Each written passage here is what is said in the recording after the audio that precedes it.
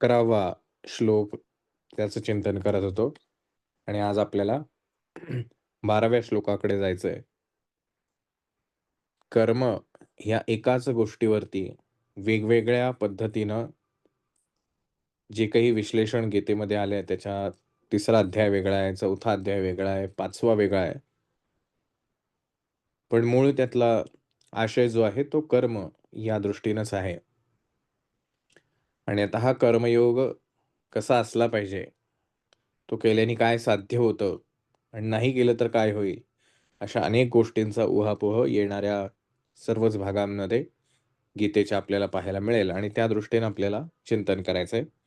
जसं आपण गेल्या 2 भागांमध्ये चर्चा करून हा विषय जाणून घेण्याचा प्रयत्न केला, त्याच पद्धतीनं हाही विषय समजून घेऊ. आज फार इंटरेस्टिंग भाग आहे. त्यामुळे आपला सहभाग हा जितका जास्ती असेल, तितका आपण जास्त विषय समजून घ्यायचा प्रयत्न करूया.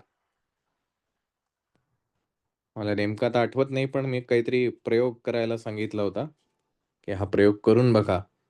तर कोणाला आठवत असेल तर आणि त्यांनी केला असेल तर कोणी सांगू शकत असेल तर बघा.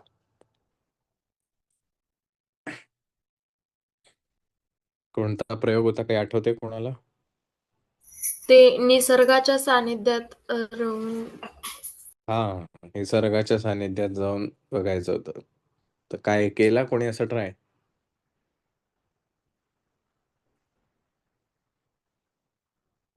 बरं.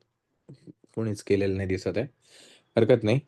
आता एक साधा प्रश्न आहे आपल्या सगळ्या. दादा, हां, बोला. म्हणजे मी आत्ता तुम्ही सांगितलं तेव्हा नाही, पण मी जेव्हा केव्हा गावी जाते माझ्या किंवा हं, लहानपणी जेव्हा मी हं, माझ्या आजोबांबरोबर राहायची, त्यावेळेला मी हा प्रयोग भरपूर वेळा करायची. कारण मला निसर्गात खूप म्हणजे असं राहायला आवडतं, त्यांच्याशी बोलायला आवडतं. आणि त्यात हं, जे मला म्हणजे एक आत्मीयता वाटायची किंवा नेक्स्ट इयर मी पुन्हा तुम्हाला भेटायला येणार आहे, तेव्हा तुमची हं, वाढ झालेली असेल किंवा तुमची पानं गळलेली असतील, असा संवाद देखील माझा त्यांच्याशी व्हायचा. पण आजोबा वारल्यानंतर मग गावच आमचं जास्त जाणं तुटलं आणि आता तिथे गेल्यावर एक प्रकारचं भकास असं वाटतं. कारण हं, काय माहिती की खूप गॅप पडली ना मध्ये. पण हं, जेव्हा हं, कुठेही आपलं उपक्रम असतो किंवा निसर्ग जिथे सानिध्य भेटतं, समजा कुठे आपण पर्यटनाला जातो, तिथेही हं. त्या निसर्गाशी पटकन कनेक्टिव्हिटी होते. कारण असं वाटतच नाही की हा निसर्ग माझ्यासाठी वेगळा आहे. लहानपणापासून त्यांनी काहीतरी माझ्याशी एक वेगळं नातं निर्माण केलेलं आहे. असं वाटतं. पण आता तुम्ही सांगितल्यावर मी हा प्रयोग नाही केला, पण आधीपासून करत होती जेणेकरून. खूप छान ओके, वाटतं त्याच्यात. Okay, good. आता एक सगळ्यांना तुम्हाला प्रश्न असा आहे, थोडंसं विचार करा आणि सांगा. अगदी तुमच्या रोजच्या आयुष्यातला आहे. मी प्रश्न सांगतो, तुम्हाला त्या दृष्टीने विचार करायचा आहे. तुम्हाला आनंद कधी होतो आणि दुःख कधी होतं? असा साधा प्रश्न आहे. आनंद कधी होतो आणि दुःख कधी होतं? विचार करा आणि ज्याला वाटतंय त्याने माईक अनम्यूट करून सांगा. दादा हा दादा. सांगू? हं, सांगा, सांगा. बोलू का? हां, बोला ना. हां. दादा, ज्या वेळेला आपण एखाद्याला मदत करतो, म्हणजे ते हं, हं, आपण घडवून नसतं आणलेलं, की मी याला हं, मदत करणार आहे. तुम्ही हं, हं, ज्याप्रमाणे त्याशी सांगितलं निष्काम कर्मयोग. मग आपण हं, एखादा आपल्याला दिसतोय, की आजी आहेत किंवा एखादा अपंग व्यक्ती आहे किंवा अंध व्यक्ती आहे, त्याला आपण रस्ता क्रॉस करून देतो किंवा हं, बसमध्ये बसल्यावर त्याला आपण जागा उपलब्ध करून देतो. तेव्हा तो आनंद एक वेगळा वाटतो. पण हं, तेच काय होतं, जेव्हा आपण केंद्रात माझा संबंध जास्त करून केंद्राशी येतो, तर हं, केंद्रात गेल्यावरती एखाद्या व्यक्तीने नैवेद्य आणलं, तर तो व्यक्ती काय हं, म्हणतो, "मी आज हा पदार्थ केला, मी आज तो पदार्थ केला, आज हा छान झाला." पण हं, मग त्यावेळेला खूप वाईट वाटतं, की "अरे तू काय केलंयस? ते स्वामींनी तुझ्याकडनं करून घेतलंय. त्यांना ते हं, खावंसं वाटलं असेल किंवा व्हॉटएव्हर. पण हं. तू काही केलं नाहीस. तरी तू का स्वतः सारखं-सारखं म्हणतोस, की ते मी केलंय, मी केलं." तेव्हा खूप वाईट वाटतं. ते माझ्या बाबतीत हे प्रयोग सारखे-सारखे होतात. ओके. वाईट त्या व्यक्तीविषयी वाटतं, की त्या गोष्टीमुळे वाटतं? त्या गोष्टीमुळे वाटतं ओके, ॲक्चुअलमध्ये. हा ओके. दादा, मी बोलू का? हां, बोला. मी एकाच वाक्यात सांगेल की मनासारखं झालं तर खूप आनंद होतो आणि हं, सुख मिळतं आणि मनाविरुद्ध झालं की दुःख होतं आणि वाईट वाटतं. बरं. ठीक आहे. मी बोलू? दादा मी सांगते. हां, शिल्पा ताईच सांगा. मग तुम्हाला हो लक्ष्मीताई त्याच्यानंतर सांगा. हो हं, मनासारखं झालं तेव्हा तर चांगलं वाटतंच ते. पण जेव्हा हं, आपण खूप मेहनत करून काही काम नक्की करतो, नक्की हं, करून मेहनत करून करतो आणि ते यशस्वी पार होतं, तेव्हा खूप हं, आनंद होतो. आणि त्याच्यात मेहनत करूनही ते निष्फळता मिळाली तर दुःख तर होतं. आणि हं, हं. दुसरं दुःख म्हणजे दुसऱ्यांना मदत केलं तेव्हा पण सुख होतं. येस, आनंद मिळतो. हं. ओके. आणि दुःख?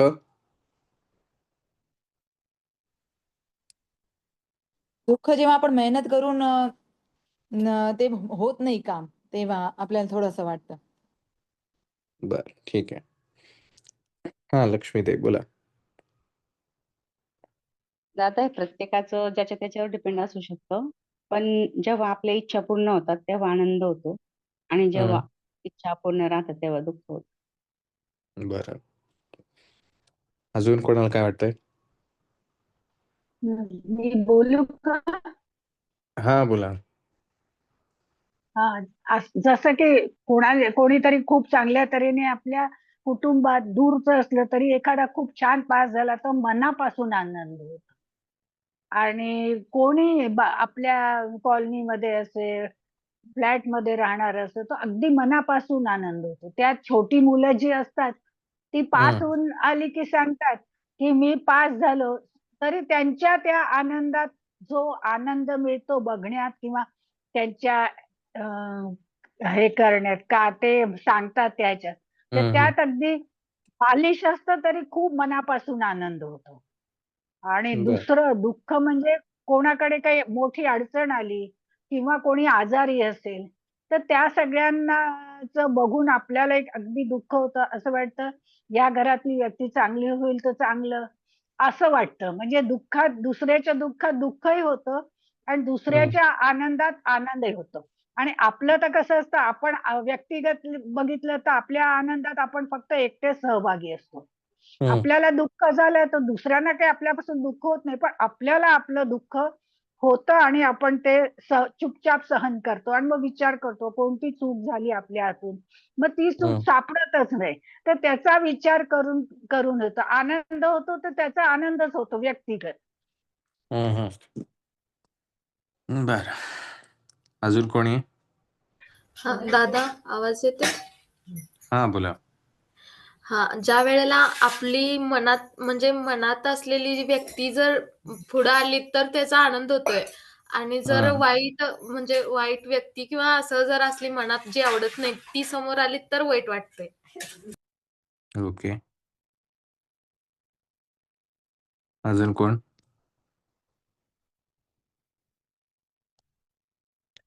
बरं. तर साधारण तुम्ही सांगितलेल्या गोष्टीवरनं आता एक परत प्रश्न असा आहे, की हे आनंद आणि दुःख जे आहे, हे वयपरत्वे वेगवेगळं येतं का? म्हणजे आत्ता जे तुम्ही सगळे प्रसंग प्रत्येकाने वेगवेगळ्या पद्धतीने सांगितले, तर वयपरत्वे त्याच्यामध्ये फरक जाणवतो का तुम्हाला? की लहान मुलाचा आनंद वेगळ्या गोष्टीमध्ये आहे, तरुण वयातल्या मुलांचा वेगळ्या गोष्टींमध्ये आहे, मध्य वयातल्या व्यक्तींचा वेगळा आहे आणि म्हातारपणातल्या व्यक्तींचा वेगळा आहे. असं काही जाणवतं का? सांगू? हो दादा. बरं. हां, हां. हो, पण प्रत्येकाचा आनंद वेगवेगळा असतो. पण आपण जर त्यांच्यामध्ये सामावलं, त्यांचा आनंद घेण्याचा प्रयत्न केला, तर तो जास्ती चांगला वाटतो. किंवा दुःखात सहभागी झालं, तर त्यांना बरं वाटतं आणि आपल्यालाही असं वाटतं, की हां, बाबा आपण त्यांच्या मदतीला आलो असं. पण प्रत्येकाचा आनंद वेगवेगळ्या वयोमानाने किंवा अनुभवाने असतो. बरोबर. आणि आता तुम्ही सगळ्यांनीच त्याला अनुमोदन दिलेलं आहे, की वयपरत्वे प्रत्येकाच्या अनुभवानुसार त्याला मिळणारा तो आनंद वेगवेगळा आहे. लहान वयातले अनुभव आणि त्याच्यामधल्या इच्छा वेगळ्या आहेत आणि मोठ्यापणातल्या वेगळ्या आहेत. मग आता विचार करा ह्याच्यावरती तुम्ही जे सगळ्या गोष्टी सांगितल्या ह्याच्यावरनं खरंच ह्याला आनंद म्हणता येईल का? की जो शाश्वतच नाहीये, की जो लहानपणी होता आता मोठा झाल्यानंतर त्या गोष्टीतला आनंद वाटतच नाही. आता वेगळ्या गोष्टीत आनंद वाटतो.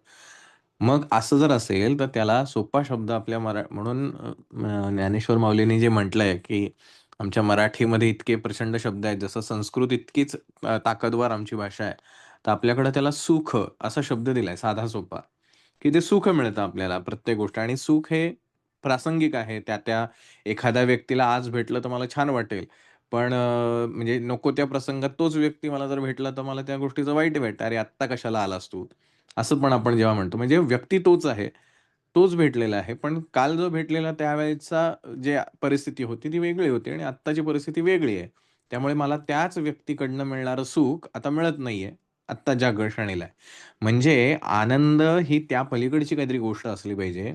आता एक परत साधं उदाहरण आपण बघा विचार करून. जी गोष्ट सहज घडते, ध्यानी-मनी कसलाही विचार नाही. आपण काही त्याचं काय म्हणूया त्याच्यावर काही तर्क लावलेला नाही. कुठलंही नियोजन त्याचं झालेलं नाही. अगदी ज्याला आपण अनपेक्षित असं म्हणतो. अशा अनपेक्षित घटना ज्यावेळेला आपल्या आयुष्यात मग ती कुठलीही असेल. माणूस भेटणं असो, एखादी गोष्ट घडणं असो, काय असेल ते असेल. तर त्यावेळेला आपल्याला जो आनंद होतो, तो निश्चित असा असतो, की ज्याचं वर्णन आपण करू शकत नाही. बरोबर आहे?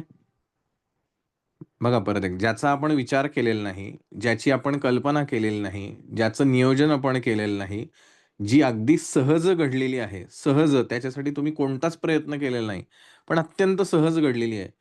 त्या गोष्टीचा आनंद तुम्हाला जास्ती काय म्हणूया आपण भावतो म्हणूया किंवा जास्ती एक वेगळ्या प्रकारचा तो फील करून देतो. जे सुखाच्या आणखीन वरची लेव्हल आहे. राइट. सो म्हणजे हे सगळ्यांचे तुमचे अनुभव आहेत. आता गंमत आपण बघूया. आपण नेहमी आपलं जे अध्यात्म आहे, त्याला म्हणजे आपल्याला असं वाटतं, की अच्छा 11वा श्लोक आता आपल्याला कळला. असं-असं आपण जर त्याच्यामध्ये इन्व्हॉल्व झाले असू, तर त्यावेळेला एक वेगळं फिलिंग असतं. पण तसं नाहीये. आपलं अध्यात्म हे फार वरच्या लेव्हलचं आहे. आपण फार अगदी बेसिक लेव्हलवर पाहतोय गोष्टी. तर शरीरशास्त्रात जर आपण बघितलं, तर आपल्या मेंदूची संरचना अशी केलेली आहे, की त्याला ज्यावेळेला त्याच्या कोणत्याही इंद्रियांना सुखावणारी एखादी गोष्ट घडते, त्यावेळेला त्या मेंदूमध्ये जे केमिकल्स स्त्रवतात, तर त्या स्त्रवल्यामुळे त्या आनंदाचा त्याला फील होतो. आणि तो जो आनंद मिळतो, तो पुन्हा-पुन्हा हवाय, यासाठी त्या मेंदूकडनं तशी इच्छा निर्माण होणं, तशी कृती केली जाणं, ती गोष्ट पुन्हा-पुन्हा कशी आपल्याला मिळेल, यासाठी प्रयत्न करणं, हे सगळं हे मेंदूच्या स्तरावरती चालू राहतं. असं अनेकदा घडतं आणि म्हणून मागच्या वेळेला माझा कोणाचातरी हा प्रश्न होता का आपल्या सगळ्यांचाच प्रश्न होता, की टीव्ही बघताना, एखादी मॅच पाहताना, चित्रपट पाहताना, आणखीन काय वेगळं जे आवडीचं असेल आपण ते करत असताना, स्वयंपाक करत असताना, ज्याला स्वयंपाक आवडत असेल त्याला, जे म्हणून काही आवडीचं असेल त्या सगळ्यांमध्ये आपण इतके इन्व्हॉल्व होतो, की जेव्हा आपल्याला मी ह्याची कल्पना नसते, की मी हे करतोय. तर ह्याचं हे अगदी बेसिक लेव्हलवरचं व्हर्जन आहे. अजूनही आपण गीतेपर्यंत आतल्या मुळापर्यंत पोहोचतच नाहीये.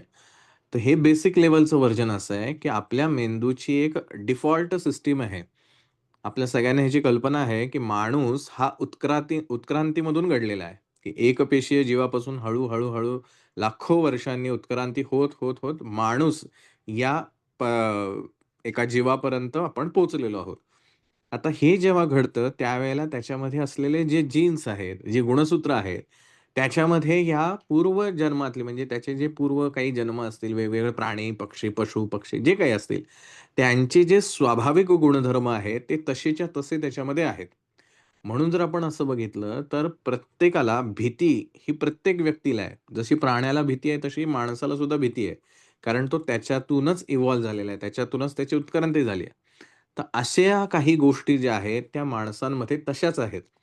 आणि त्याच्यामुळं हे अगदी बेसिक लेव्हलवरती तर मेंदूची संरचना अशी आहे, की मेंदूची एक डिफॉल्ट सिस्टम आहे. जसं आपण मोबाईल घेतो किंवा कुठलंही इलेक्ट्रॉनिक मशीन घेतो, तर त्याची एक जी मशीननी किंवा कंपनीने सेट केलेली एक सिस्टम असते. मग आपण त्याच्यात काही-काही गोष्टी ॲड ऑन करत जातो आणि मग आपल्या वापरानुसार त्याला बदलत राहतो. पण इन केस जर काही झालं, आपण रिपेअरिंगला दिला, तर तो मोबाईल परत डिफॉल्ट सिस्टमवर म्हणजे जे काही आधीच फीड होतं, तेवढंच परत आपल्याला येतं. आपण जे सगळं त्याच्यामध्ये भरलेलं होतं, ते सगळं निघून जातं. तशीच आपल्या मेंदूची सुद्धा मेंदू म्हणजे केवळ शरीरशास्त्रावरतीच आपण बोलतोय. तशीच मेंदूची एक संरचना आहे, डिफॉल्ट सिस्टम ज्याला आपण म्हणूया, की ज्याच्यामध्ये तो प्रत्येक वेळेला स्वतःला त्याच्यामध्ये ठेवत राहतो. मला हे मिळालं, मला हे नाही मिळालं, मला ह्याची भीती वाटते, मला ह्याचं वाईट वाटतं, जे काही आहे. या सगळ्यामध्ये तो स्वतःचं अस्तित्व जे आहे हे टिकवून ठेवत असतो. आणि मग जर एखाद्या गोष्टीमध्ये त्याला छान वाटलं, जसं मगाशी म्हणलं, की काही केमिकल्स जे आहेत, हे स्त्रवल्यानंतर त्याच्यामध्ये एक वेगळं फिलिंग येतं. तर त्यावेळेला त्याला ती गोष्ट आनंददायी वाटते आणि मग तो ते पुन्हा-पुन्हा करण्याचा प्रयत्न करतो. अगदी स्वाभाविकपणे बघा, आपण एखादी सीरियल पाहत असू, त्या सीरियलमध्ये काही कॉमेडी सीन आहेत. तर अगदी नकळतपणे, आपल्याही नकळतपणे, अगदी सहजरित्या आपण हसतो, आपण हातवारे करतो. आपले ते जे काही सीन चालू असेल त्याच्यानुसार आपल्या रिएक्शन येत राहतात. तेच दुःखाच्या प्रसंगात डोळ्यात अश्रू येतील, वाईट वाटेल, "अरेरे! काय चाललंय ह्याचं?" असे एखादे शब्द येतील. हे सगळं मेंदूच्या स्तरावरती चालू आहे. अजूनही आपण गीतेच्या आतमध्ये जातच नाही आहोत. कारण हे अगदी दैनंदिन अनुभव आहेत आणि गंमत अशी होते, याच सगळ्या गोष्टीला आपण अध्यात्म समजून बसतो आणि मग आपल्याला असं वाटायला लागतं म्हणजे आपल्या आजूबाजूला अनेक लोकं आपल्याला भेटतात. मला ना असं फील होतं, मी काहीतरी वेगळाच माणूस आहे. मला आता दिव्य शक्ती काहीतरी प्राप्त झाली. हे मेंदूची स्वाभाविक रचना आहे. फक्त प्रत्येक व्यक्ती त्या गोष्टीपर्यंत आत विचारच करत नाही, की असं का घडतं? म्हणून शास्त्र जेव्हा आपण म्हणतो, ज्याला सायन्स असं म्हणतो, तर सायन्स हे वेगवेगळ्या प्रकारचं आहे. शरीराचं शास्त्र आहे, मनाचं शास्त्र आहे.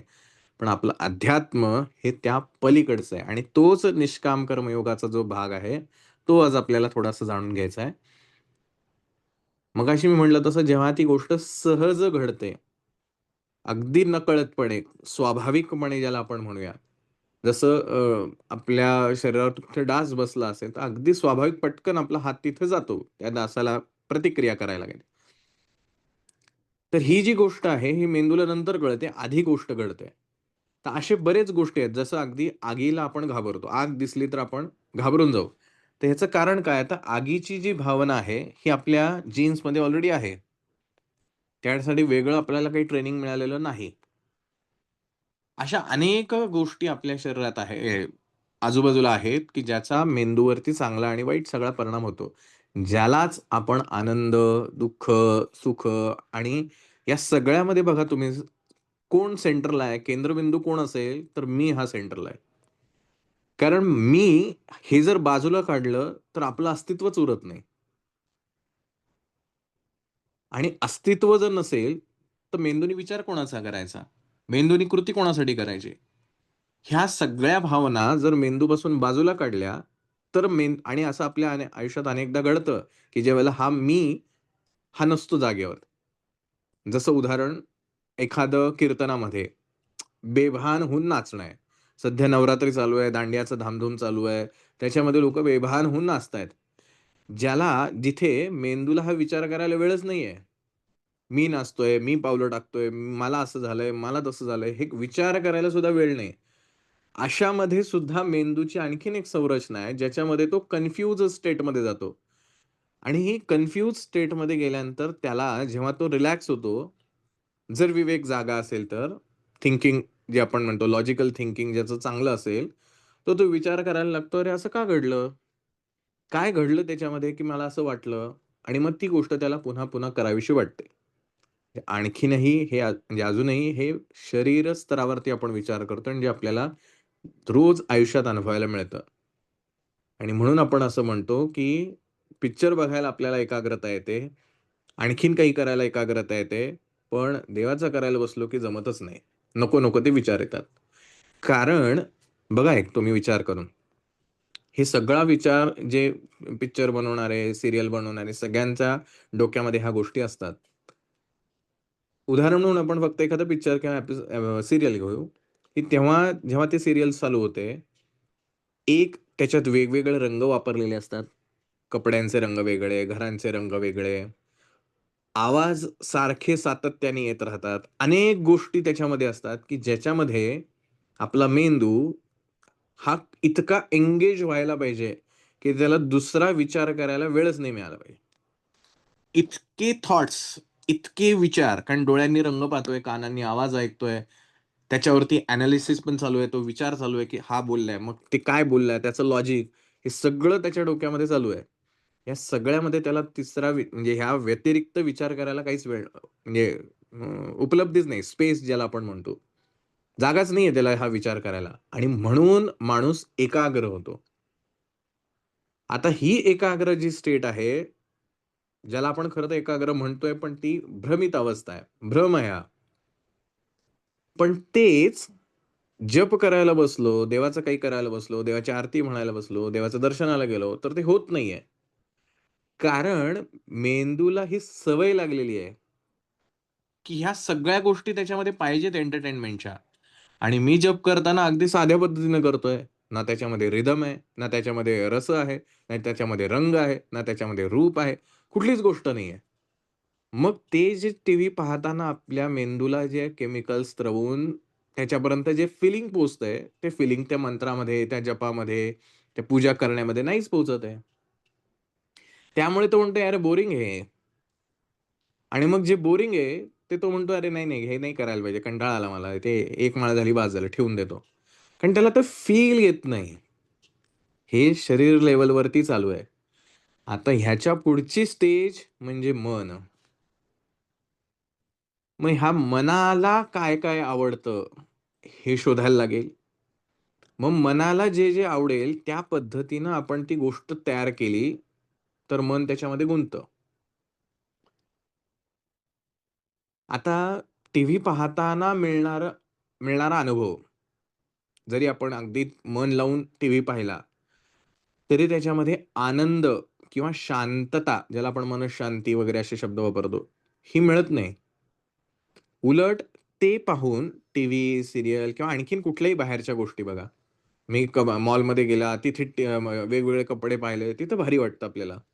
हे सगळं पाहून आपला मेंदू इतका एंगेज राहत असतो, की ज्यातनं आपण रिएक्टिव्ह बनत जातो. प्रत्येक क्षणाला प्रतिक्रिया ही द्यायलाच पाहिजे. अच्छा, हा लाल रंग आहे. अरे, हा लाल रंग चांगला नाही दिसत आहे. हा पिवळा पाहिजे होता इथे. ही जी काही प्रतिक्रिया मेंदूकडनं क्षणाक्षणाला येत असते, त्याच्यामधनं आपण प्रतिक्रियात्मक असा आपला मेंदू तयार होतो. पण ज्याला आपण अध्यात्म असं ज्याला म्हणतो, इथे या प्रतिक्रिया नसतात. जर आपण, ज्याला आपण म्हणतो, मन लावून जप केला, तर आपोआप आतमध्ये शांतता निर्माण व्हायला लागते. शांतता का निर्माण होतीये? कारण मी जे काही बाहेर ज्या गोष्टी चालू आहेत, त्या कुठल्याच गोष्टींना रिएक्टच करत नाहीये. माझं लक्ष, मी ज्या काही देवाचा मंत्र म्हणत असेल, ज्या देवाच्या दर्शनाला जात असेल, त्याच्या पलीकडे, त्याच्या रंग, रूप ह्या पलीकडे मला कशाचंही भान नाही. अशी अवस्था आल्यानंतर मग ते मन त्या स्तोत्र, मंत्र जे काही असेल त्याच्यामध्ये शांत व्हायला लागतं. आता ह्या भ्रम आणि रिॲलिटी ह्यातला फरक आपल्याला समजून घ्यायचा आहे, तरच आपल्याला 12वा श्लोक समजेल. म्हणून आपण असं म्हणतो, की देवाकडे गेल्यानंतर शांत वाटतं, आणि शांत वाटल्यानंतर जरी आजूबाजूला गोंगाट असेल, कोणी चिडचिड करत असेल, कोणीतरी रागावत असेल, तरी आपण शांत राहतो आणि मग आपण म्हणतो, की "अरे, सेवेला जसं लागला ना, माझा स्वभाव बदलत गेला." तर हा स्वभाव बदलत गेला म्हणजे काय? की तुम्ही मेंदूची सवय जी आहे, ती सवय बदलत चाललेला. जो मेंदू इतके दिवस रिएक्टिव्ह होता, प्रतिक्रियात्मक होता, त्याला आता रिस्पॉन्सिव्ह बनवायला लागला, प्रतिसाद देणारा बनवायला लागला. त्याच्यामुळे तो म्हणतो, "अच्छा, हे म्हणतेय का? हे बोलतेय का? मी शांत राहतो." कारण तुम्ही तसं त्याला भाग पाडलंय जप करून-करून. म्हणून जप करण्याची पद्धत जी सांगितली जाते ती काय आहे? तर श्वासाच्या गतीवरती जप करा. आपल्या जयश्री मॅडम तुमच्या आता माहिती आहेत, ते 12 का 14 ध्यान सत्राचे भाग झाले. त्याच्यात त्यांनी बऱ्याचशा गोष्टी सांगितलेल्या असतीलच, की कशाप्रकारे तुम्हाला मेडिटेट करायचंय. म्हणजे काय करायचंय? तुम्हाला गुंतवायचंय स्वतःला. कशात तरी गुंतवायचं आहे. एखाद्या ध्वनीमध्ये गुंतवायचा असेल, तो नाद जो आहे त्याच्या नादामध्ये गुंतवायचा आहे.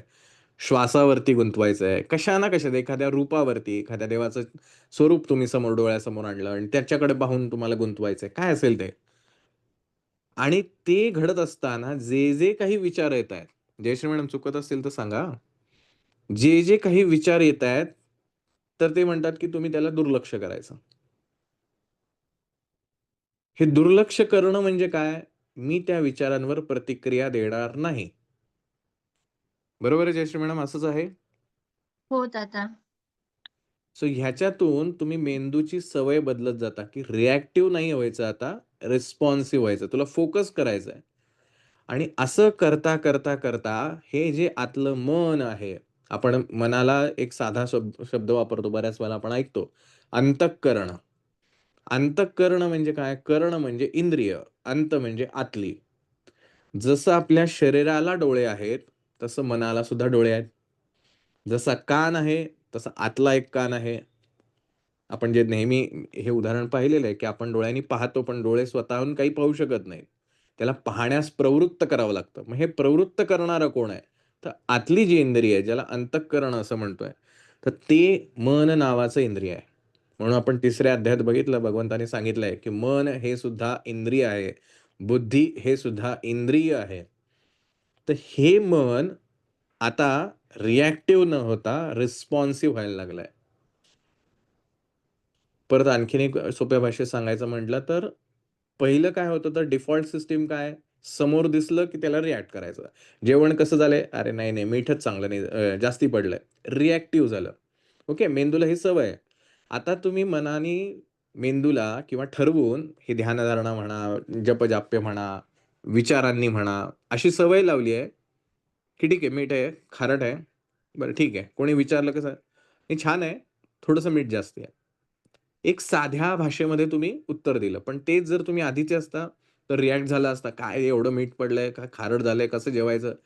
Blah, blah, blah, blah. 10 शब्द आले असते त्याच्यामागे. का? तर मेंदूची ती डिफॉल्ट सिस्टम बनवून ठेवली होती. आता तुम्ही ती सिस्टम बदलली आहे.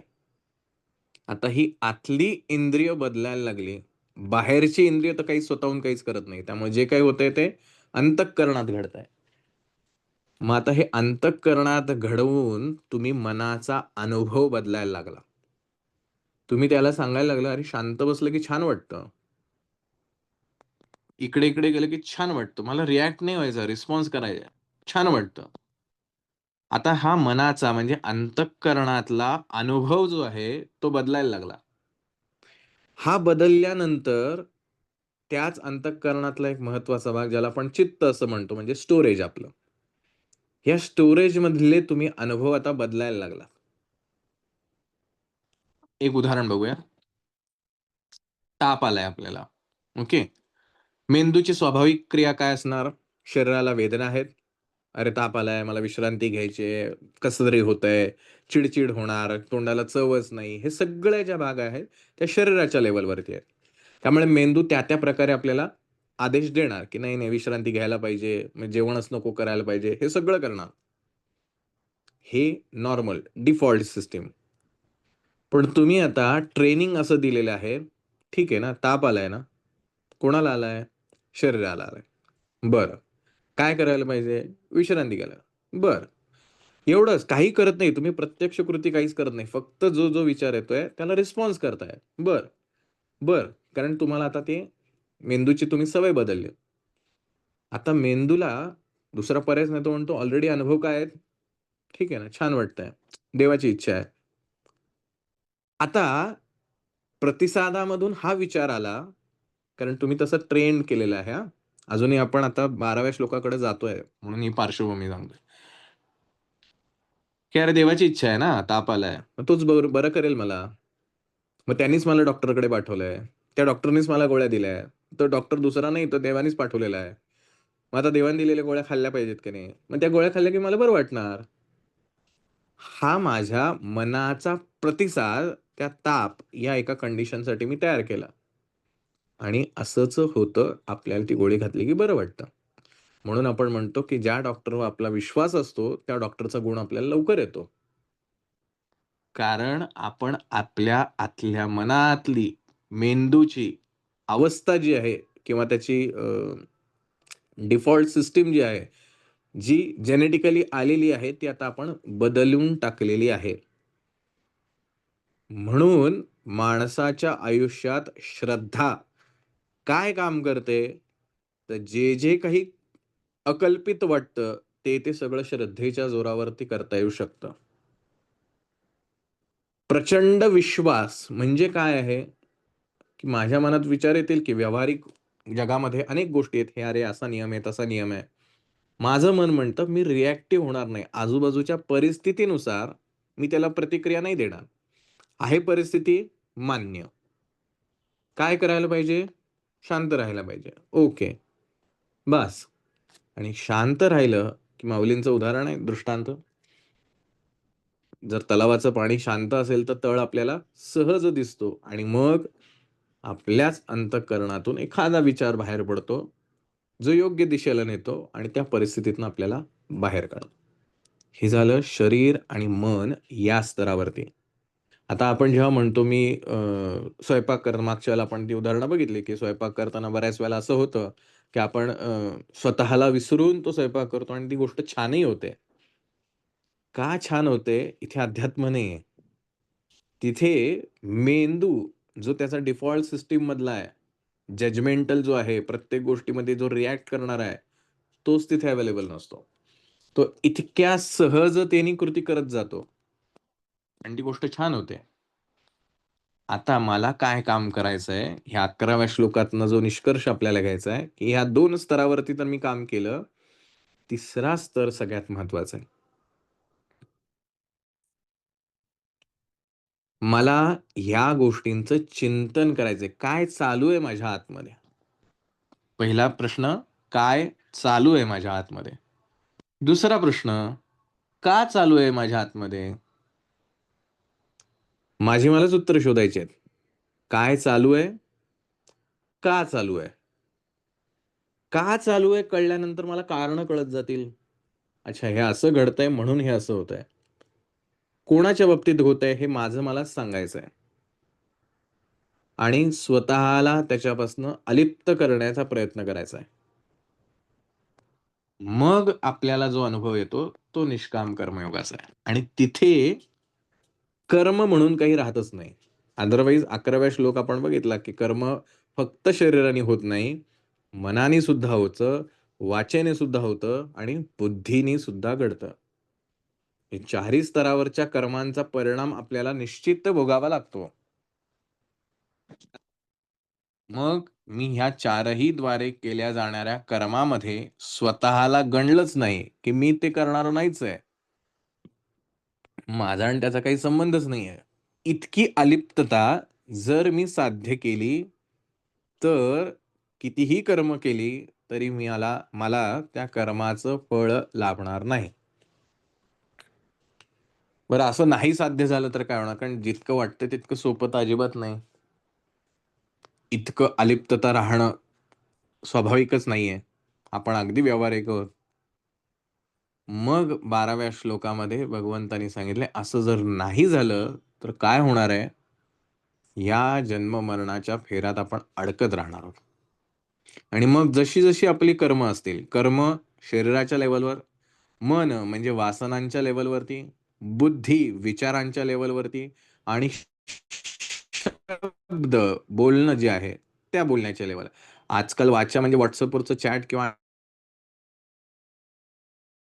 कॅल्क्युलेशन म्हणजे आपली कर्म होणार आणि त्या कर्माचं फळ हे आपल्याला भोगावं लागणार.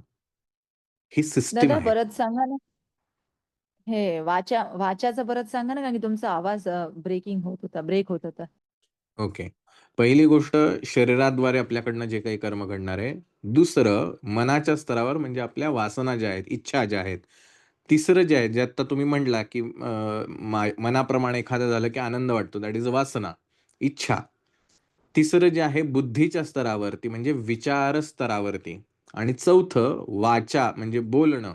आता बोलणं आपल्यालाही सगळ्यांना माहिती आहे. आपण मनातल्या मनात सुद्धा बोलतो आणि मोठ्याने सुद्धा बोलतो. आता मोठ्याने बोलणं हे आजकालच्या भाषेमध्ये आपण सोशल मीडियावरचं चॅट, एखाद्याचा रिप्लाय हे सुद्धा त्या बोलण्यामध्येच येणार. दुसरं मनातल्या मनात बोलल्याचा सुद्धा परिणाम होतो का? 100% होतो. आपण सगळ्यांनी त्याचे अनुभव घेतलेले आहेत. चांगले वाईट दोन्ही प्रकारचे. म्हणून आपण म्हणतो, की मनात सुद्धा कोणाचा वाईट विचार करू नये. वास्तू तथास्तु म्हणते, घरात चांगलं बोलावं. हे सगळं कशासाठी? तर आपल्याला एक खात्री आहे किंवा आपल्या परंपरेमध्ये आपल्याला सांगितलेलं आहे, की प्रत्येक गोष्टीचा परिणाम होतो. मग ह्या 4 द्वारे जे काही कर्म झालंय, त्या सगळ्याचा परिणाम आपल्याला भोगावा लागणार. जो काही असेल तो. चांगला असेल तर चांगला, वाईट असेल तर वाईट, जो असेल तो. ही व्यवस्था निर्माण केलेली आहे ह्या ईश्वराने. या व्यवस्थेच्या बाहेर जाऊन मी काहीच करू शकत नाही. मला या व्यवस्थेत राहूनच सगळं काही करावं लागणार, कारण दुसरं ऑप्शनच नाहीये. मग माझ्या आयुष्यात एक गोष्टी घडत राहतात. मी ठरवतो अगदी, की नाही मला आता असं करायचंय. पण प्रसंगच असे उभे राहतात, मला करताच येत नाही. का? कर्म माझे. मग जसं-जसं आपण आध्यात्मिक व्हायला, धार्मिक वेगळं आणि आध्यात्मिक, पोथ्या वाचणं, जप करणं हे धार्मिक अवस्था आहे. आध्यात्मिक अवस्था जिथे मनाचा लय पावतो, तिथून अध्यात्म सुरू होतं. म्हणून आपल्या संत लोकांनी आपल्याला वेगवेगळे टूल्स दिले, की ज्या टूल्सचा उपयोग करून आपण मनाचा लय पाहू शकतो. थोडक्यात रामकृष्ण हरी म्हणा, विठ्ठल विठ्ठल म्हणा, कीर्तनं करा, उपवास करा, अनेक गोष्टी. उपवास करणं म्हणजे आपल्याकडे ती धारणा खरं तर अशी आहे, उपवास करणं म्हणजे भूक ही अगदी नैसर्गिक आपली भावना आहे. नैसर्गिक वासना आहे. कारण जगायचं आपल्याला म्हटल्यावर भूक ही लागणारच. त्या भुकेवरती मी मनाने मात करतोय, की नाही, नाही, नाही, देवासाठी मी नाही जेवणार आणि अक्षरशः मनापासून जर केलं असेल तर आपल्याला भूक लागतच नाही. म्हणजे आपण एक टप्पा पुढे आलो, की आपल्या मनाने आपण शरीरावरती परिणाम करू पाहतोय आणि तो घडतोही. याचा अनुभव आपल्याला प्रत्येकाला आहे, की आपण मनाने जर ठरवलं असेल, की आता उद्या उपवास आहे, तर त्या दिवशी अजिबात भूक लागत नाही. इतर वेळेला तुम्हाला सारखी भूक लागेल, पण बरोबर त्या दिवशी भूक लागत नाही. म्हणजेच तुम्ही एक पायरी निश्चित क्रॉस केली आहे, ते म्हणजे तुम्ही तुमच्या मनाने काही अंशी का होईना, पण त्या भुकेच्या अगदी स्वाभाविक असलेल्या इच्छेवरती मात केलेली आहे. मग जर हे करू शकता, तर बाकीच्याही गोष्टी घडायला पाहिजेत.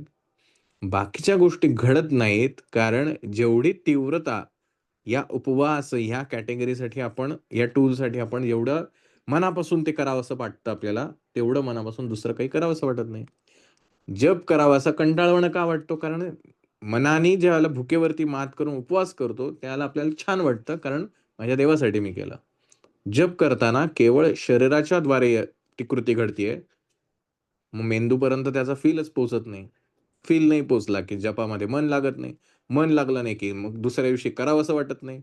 मग आज 4 माळा करणारा माणूस उद्या 2 वर येतो. उद्या 2 वर करणारा माणूस 1 वर येतो. नंतर 0 वर येतो. पण त्याला ते फील जे हवंय ते फीलिंगच येत नाही. आणि जोपर्यंत ह्या शरीराच्या व्यवस्थेवरती आपण काम करणार नाही, तोपर्यंत मनापर्यंत तर जाणं अवघडच आहे. मनापर्यंत गेलं तर मग पुढं आत्म्याच्या लेव्हलवरती. विचार करा किती डीप आहे.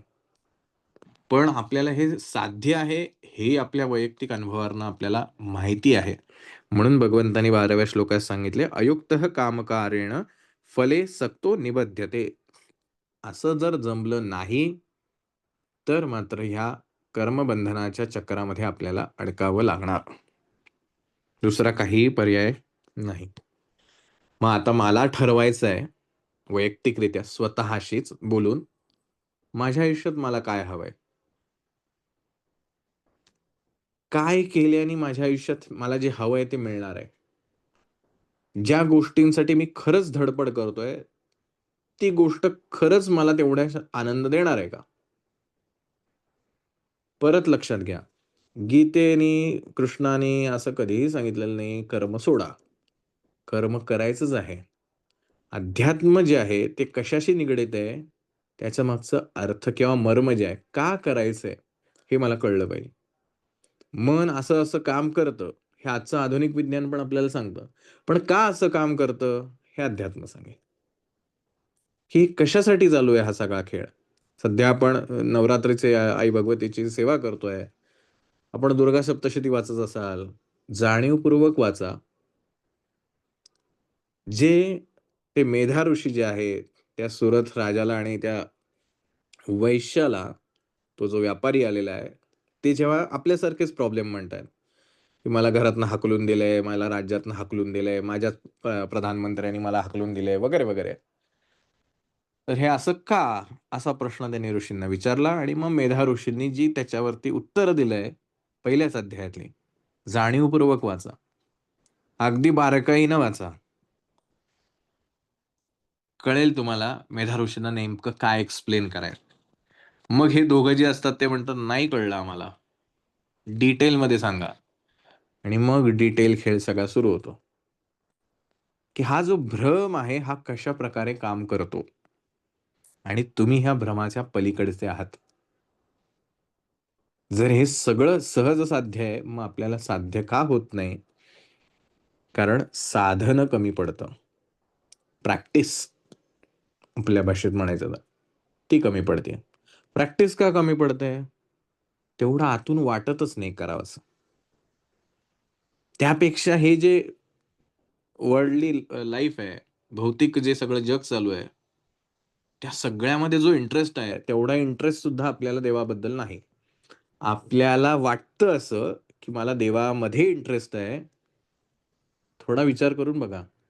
देवाच्या नावाने आपल्याला आपल्यातलंच इंटरेस्ट जास्त आहे. आणि म्हणून आपल्याला देवाच्या दारात राहून सुद्धा सुखदुःखांच्या गोष्टी ज्या आहेत त्या भोगाव्या लागतात. का? तर कर्म तशीच घडत जातात. तर ते आज केलेल्या कर्माचं आजच फळ मिळेल असं अजिबातच नाहीये. कधीतरी मिळेल, आज मिळेल, मरेपर्यंत मिळेल, मेल्यानंतर मिळेल, कधी मिळेल कोणाला माहिती. Because it's a cycle. चालू आहे. हा पिक्चर संपलेलाच नाहीये. मग कसं करायचं सांगा बरं आता? किती अवघड प्रश्न आहे. म्हणून माऊली याच्यावर म्हणतात, तरी आत्मयोगे आथिला जो कर्मफळाशी विटला तो घर रिघोनी वरिला शांती जगी. असा ज्याने सेल्फ कंट्रोल जो आहे तो आत्मसात केलेला आहे. शब्दप्रयोग बघा, जो कर्मफळाशी विटला. कर्माचं जे ऍक्शनचं रिझल्ट आहे त्या रिझल्ट मध्ये तो विटला. विटला याचा अर्थ आपल्या सगळ्यांना माहिती आहे. त्यातला इंटरेस्टच जातो निघून. मला जे करावंसं वाटलं त्या क्षणी मी ते केलं. रिझल्ट माहित नाही. जो येईल तो येईल, ऍक्सेप्टेबल आहे. विटलेला आहे, विटलेला आहे, त्यातला इंटरेस्टच संपलाय. काही असू दे. चांगला असला तरी त्याला त्याच्यात इंटरेस्ट नाही आहे आणि वाईट असला तरी त्याच्यात इंटरेस्ट नाही. जो कर्मफळाशी विटला तो घर रिघोनी वरिला. अशा व्यक्तीच्या घरामध्ये शांती ही आपोआप स्वतःहूनच प्रवेश करते. तो घर रिघोनी वरिला शांती जगी, की तो आतूनच शांत होतो ऑटोमॅटिकली. बघा ना, आपल्या लाईफमध्ये आपण सगळे तेच करतोय. रिझल्टशीच आपण कनेक्ट आहोत. कारण तोच रिझल्ट आपल्या मेंदूला, मनाला फिलिंग देतोय आणि त्या फिलिंगच्या बेसवरतीच आपल्या पुढचे ऍक्शन आहेत. कालची बासुंदी छान लागली म्हणून पुन्हा पुढच्या वेळेला काहीतरी सण आला, निमित्त आलं की बासुंदी करावीशी वाटते. का? कारण मागच्या वेळेच्या बासुंदीचा अनुभव चांगला होता. सो ऑटोमॅटिकली आपल्याकडनं स्वाभाविकपणे ती गोष्ट येते की नाही, परत बासुंदी करूया.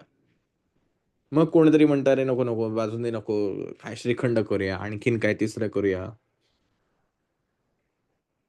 मग मनात अरे जाऊन दे आता ह्यांच्यासाठी करूया.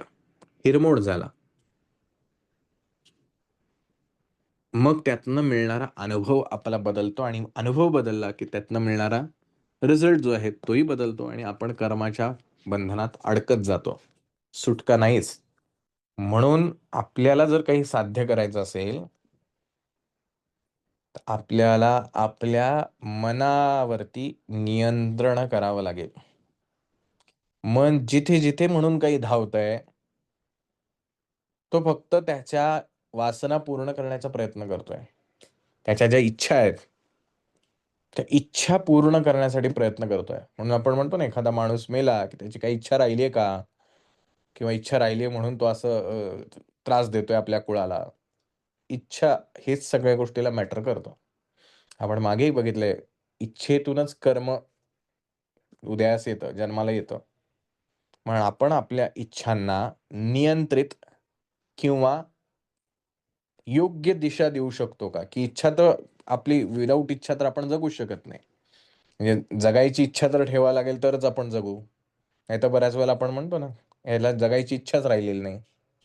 जगायची इच्छा नसेल की त्याला अन्न पाणी सुद्धा शरीराला लागत नाही.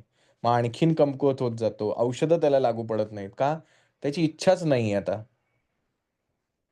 किंवा आणखीन या खाण्यावरचं माझी इच्छाच उडाली आता.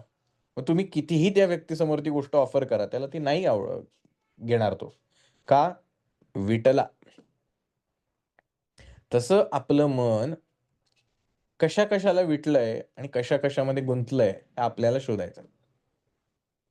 बरं ठीक आहे, आज लगेच गुंतलंय म्हणून लगेच आता सोडून देतो असं पण करायचं नाहीये. कारण तसं केलं तर जास्ती त्रास होईल. म्हणून अशा मनाला आपल्याला डायव्हर्ट करायचं आहे. पुन्हा उदाहरण आठवा रामकृष्ण परमहंसांचं, तुरटीचं, की जेव्हा त्यांना प्रश्न विचारला, की तुम्ही असं म्हणता, की सगळ्या इच्छा गळून पडल्या पाहिजेत.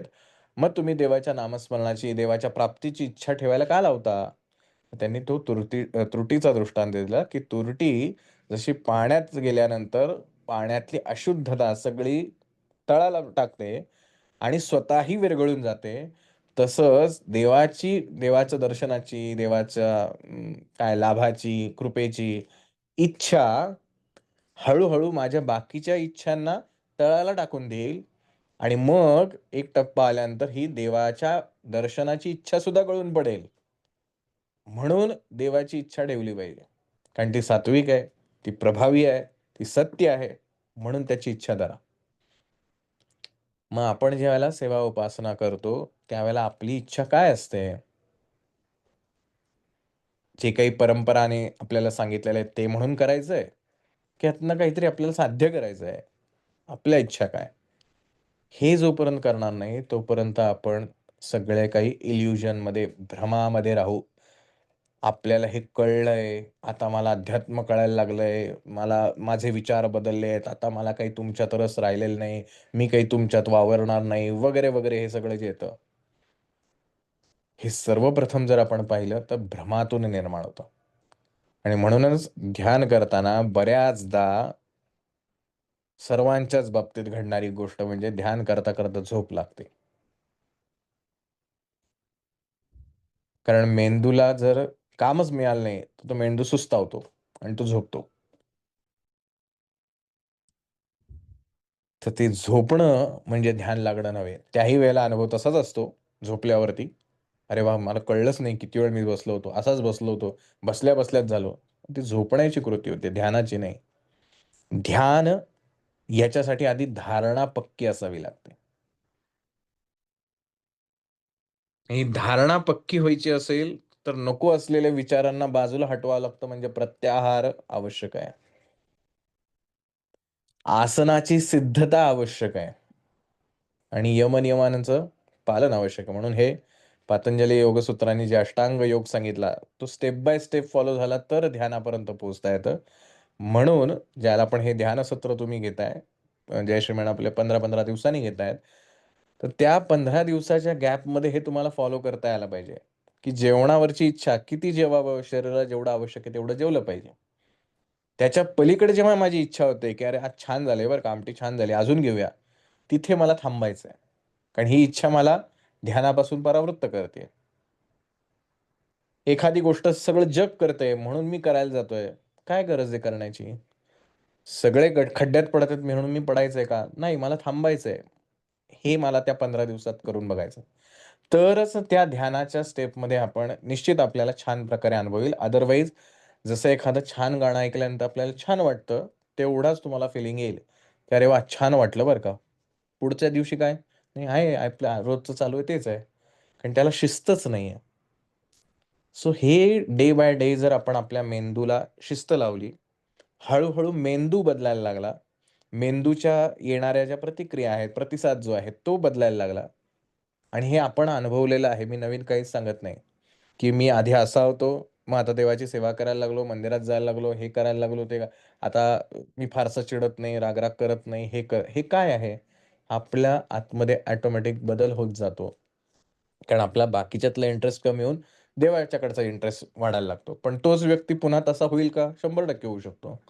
कारण पुन्हा त्याचा इंटरेस्ट बदलला, की तो पुन्हा त्या वाटेला जाऊ शकतो. म्हणून इथे आपल्याला हा कर्मयोग ज्याला पाहायचा आहे, निष्काम कर्मयोग, त्यावेळेला आपण कोणत्या स्तरावरती हा निष्काम कर्मयोग करतोय हे बघायला पाहिजे. म्हणून हा शब्द लक्षात ठेवायचा, की कर्मफळाशी विटला. हे विटणं जे आहे, हे हळू होईल. एका क्षणात घडत नाही. हळू त्यातला इंटरेस्ट कमी होईल. मग त्या हळू-हळूसाठी वेगवेगळे टूल्स वापरावे लागतील.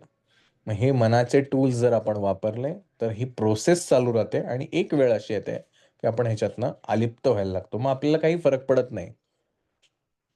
मी मंदिराच्या कुठे उभा आहे याने मला काहीच फरक पडत नाही.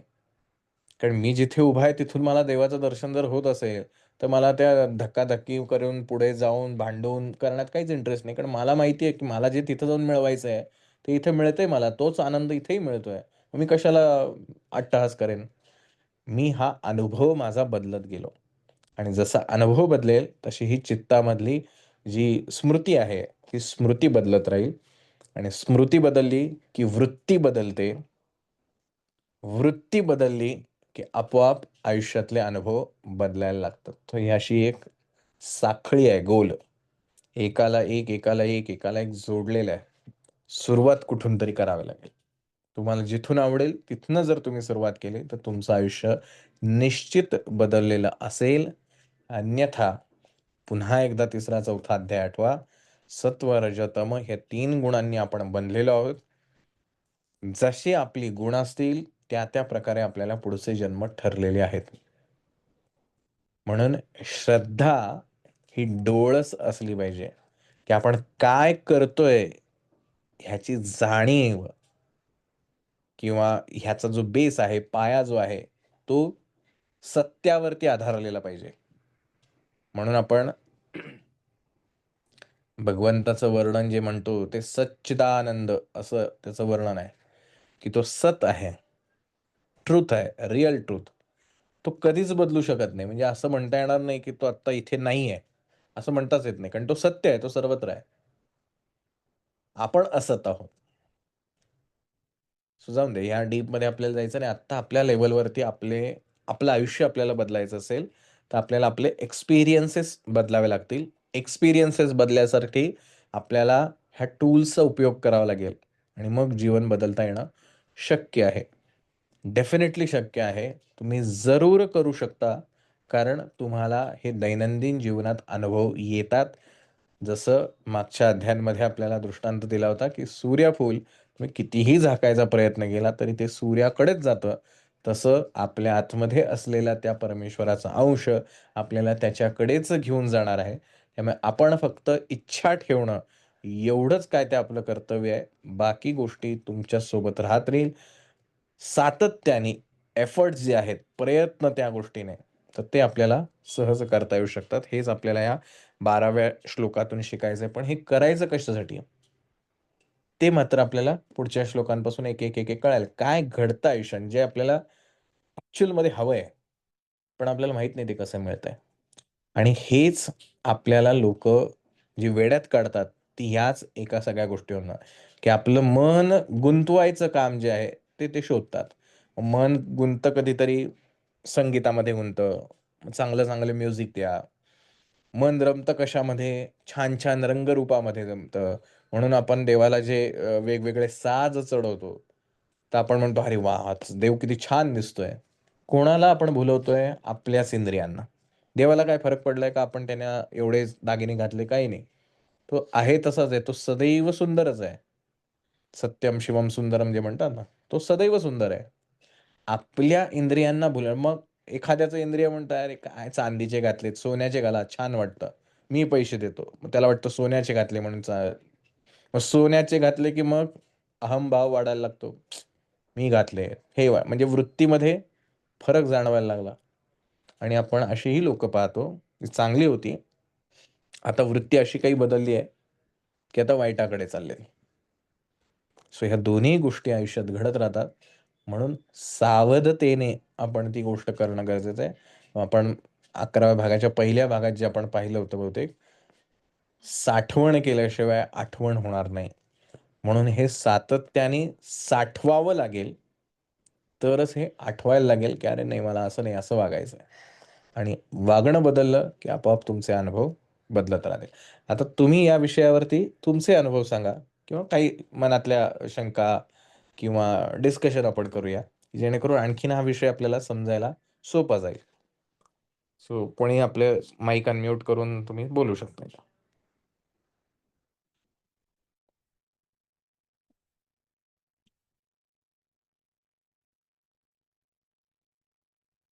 येस.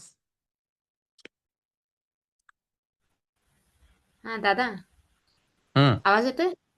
हो, हां, येतोय. ते स्वयंपाकचा होता पण ते म्हणजे ते साजरा करायचं होतं की नाही त्यावेळेला मग ते नाटक किंवा काय-काय बसवायचं होतं त्याच्यावर लई विचार चालू होतं काय. म्हणजे हं, दररोज सकाळी चालत जाताना की नाही ते विचार चालू चालू असायचं हं. आणि पुढं आल्यावर की नाही पुढं कोणतर आलं किंवा काय तर येऊन गेलं किंवा कोणतर गेलं तरी काय घेऊन गेलं नाहीत किंवा असं सगळंच डोक्यात असं विचार लगेच विचार एका सेकंदात बदलायचं आणि बदललं हे बी कधी कळायचं नाही. मग नंतर आणि अरे, मी ते विचार करालतो ते ते बसवायचं किंवा ते सगळं वाक्य तयार करायची होती. ते विचार चालू होता आणि मी गेलो कुठं आणि असं व्हायचं आणि मग परत येऊन हां, कुठं होतो? हां, हे इथं होतं ना? हां, इथनं आणि चालू. असं लई हं, वेळेला हं. झालंय त्यावेळेला. नाही, ते म्हणजे बऱ्याच गोष्टी एकाच वेळेला करायचं वाटलं, की असा गोंधळ होतोय. हं. अजून कोणाचा काय अनुभव?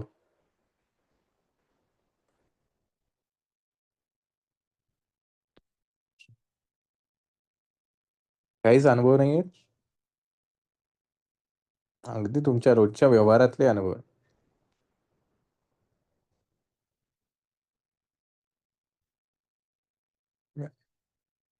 जरूर विचार करा ह्या गोष्टींवरती. आपण अ, थोडंसं दादा, हं.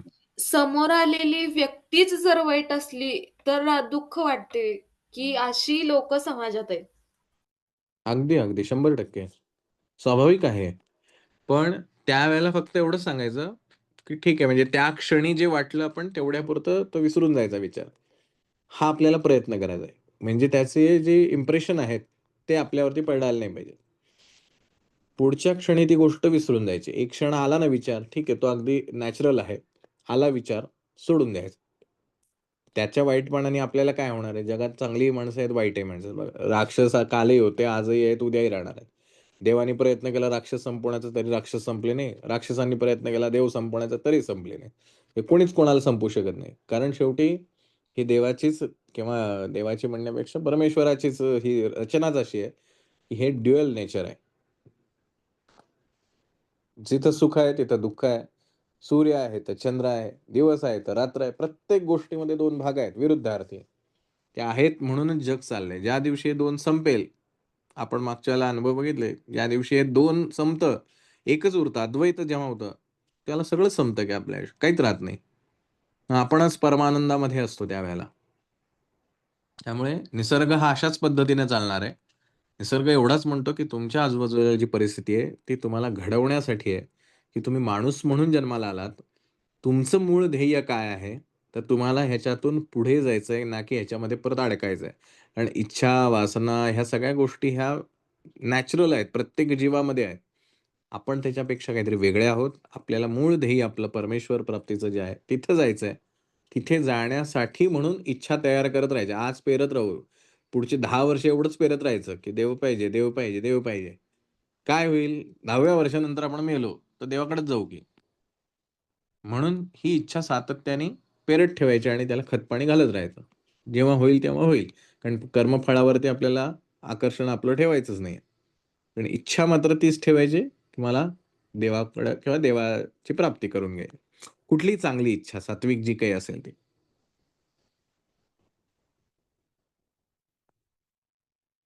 ठीक आहे. बघा अजून जे काही वाटतंय तर तुम्ही विचार करा किंवा बोला. जप करताना डोके शांत राहते थोड्या वेळ, पण मग परत भरकटते. त्याला काय करावे?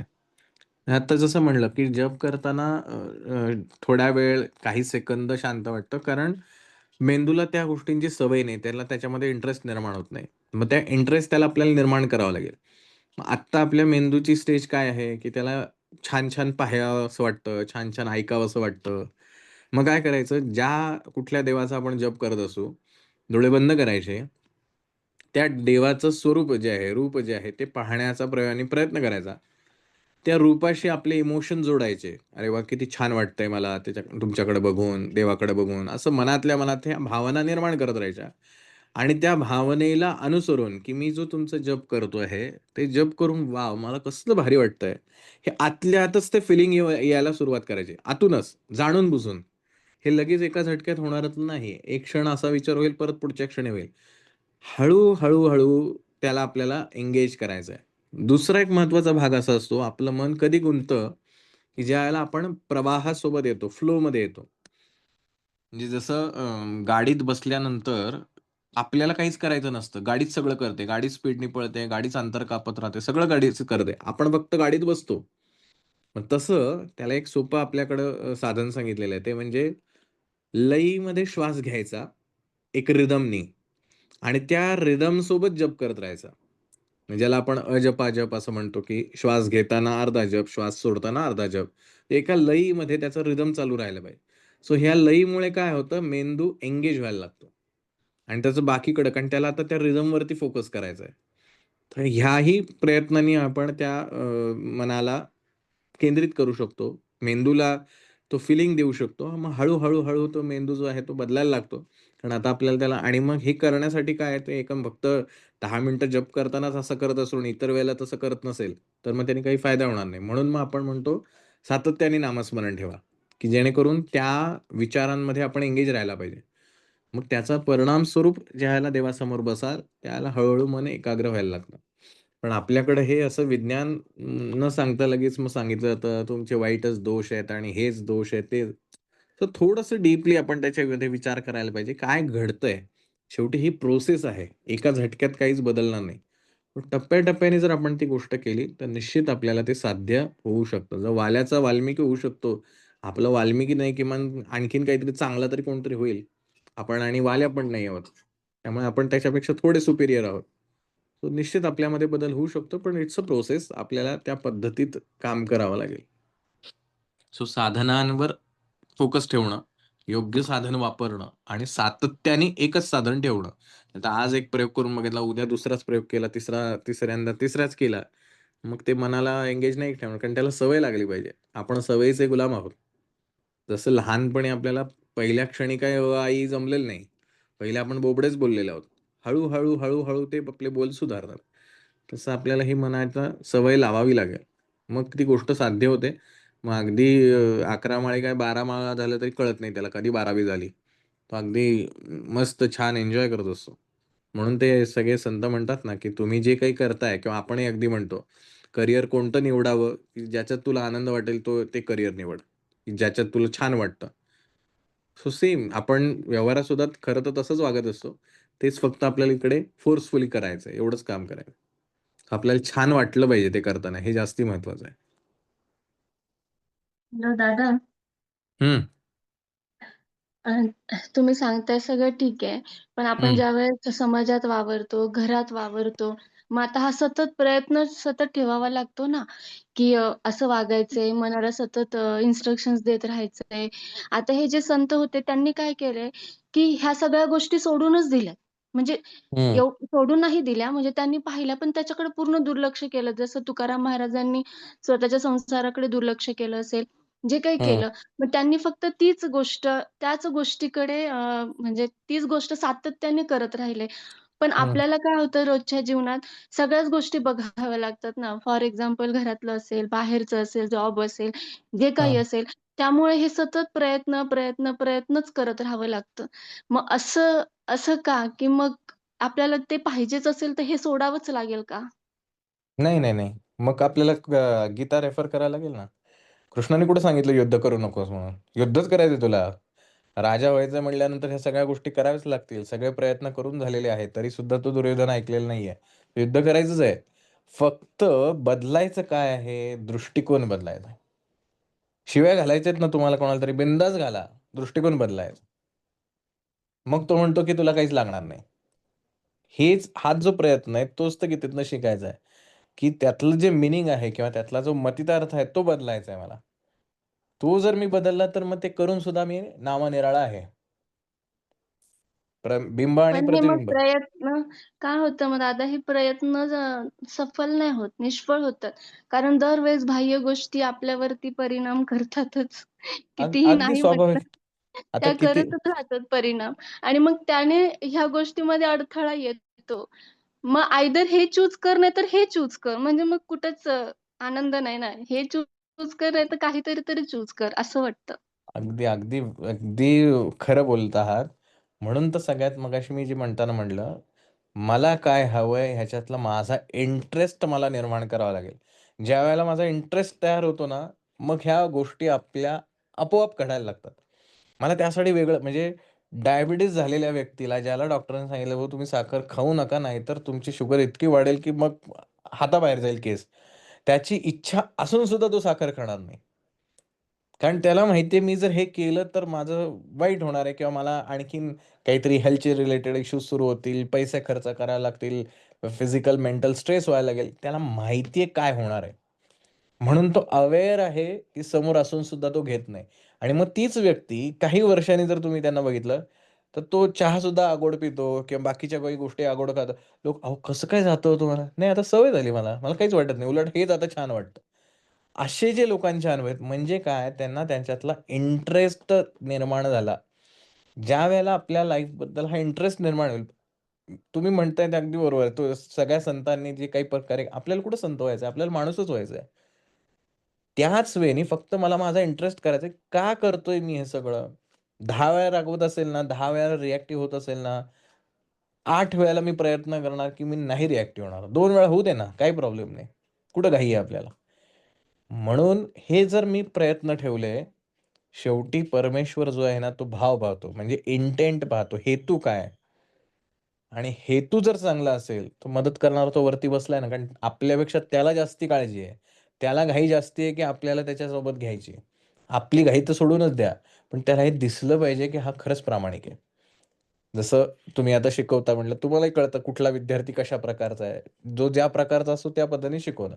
आपलं इंटेंट जे आहे ते दिसलं पाहिजे त्यात. मग आपल्याला हळू जमेल ही गोष्ट. आणि हे अगदी स्वाभाविक आहे. रोज पडणार आपण हे सगळं करणं. म्हणून तर विवेकानंद म्हणले, की एखादं ध्येय निवडा आणि 1000 वेळा पडला तरी परत 1001 वेळेला उभं राहा. पण ते ध्येय प्राप्ती होईपर्यंत थांबू नका. मग त्याच्यात काय करायचं आपले ध्येय थोडे छोटे-छोटे करत राहायचे. मी उद्याचा 1 दिवस फक्त शांत राहून बघणार आहे. काय व्हायचं ते होऊ दे दुनियेत. पण मी शांत राहणार. 1 दिवस जर जमलं, तर आपणच स्वतःला रिवॉर्ड द्यायचे. आज आहे ना तुला हे जमवून दाखवलं ना, तू त्याच्यासाठी तुला एक Cadbury. असं एक काहीतरी रिवॉर्ड ठेवा. जर मला 1 दिवस मिळून मला ते छान वाटलं, ते फिलिंग द्यायचंय मला मनाला. कारण त्याला ट्रेंड करायचंय ना. मग 1 आठवडा जाऊन द्यायचं. मग त्याला सांगायचं आता या आठवड्यात तुला 2 दिवस बघा आता सोमवार आणि गुरुवार 2 दिवस तुला शांत राहायचं आहे. मग तो म्हणेल, "यार 2-2 दिवस मागच्या वेळेला 1 दिवस कसाबसा राहिलो." नाही बघ तुला 2 दिवस घेतलं तर आज यावेळेला परत काहीतरी मोठं रिवॉर्ड देईल. सवय लावायची. मग 2 दिवस तो शांत राहील.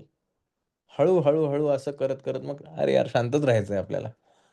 मग सवयीचा गुलाम आहोत. आपल्याला सवय लावावी लागेल आणि सवय लावायची असेल तर पेशन्स आवश्यक आहे. संयमाने हे करायचं. हळू-हळू गोंजारत, चिडून, ओरडून काहीच घडत नाही. तुम्हाला चांगलं माहिती आहे. मी सांगायची गरज नाहीये.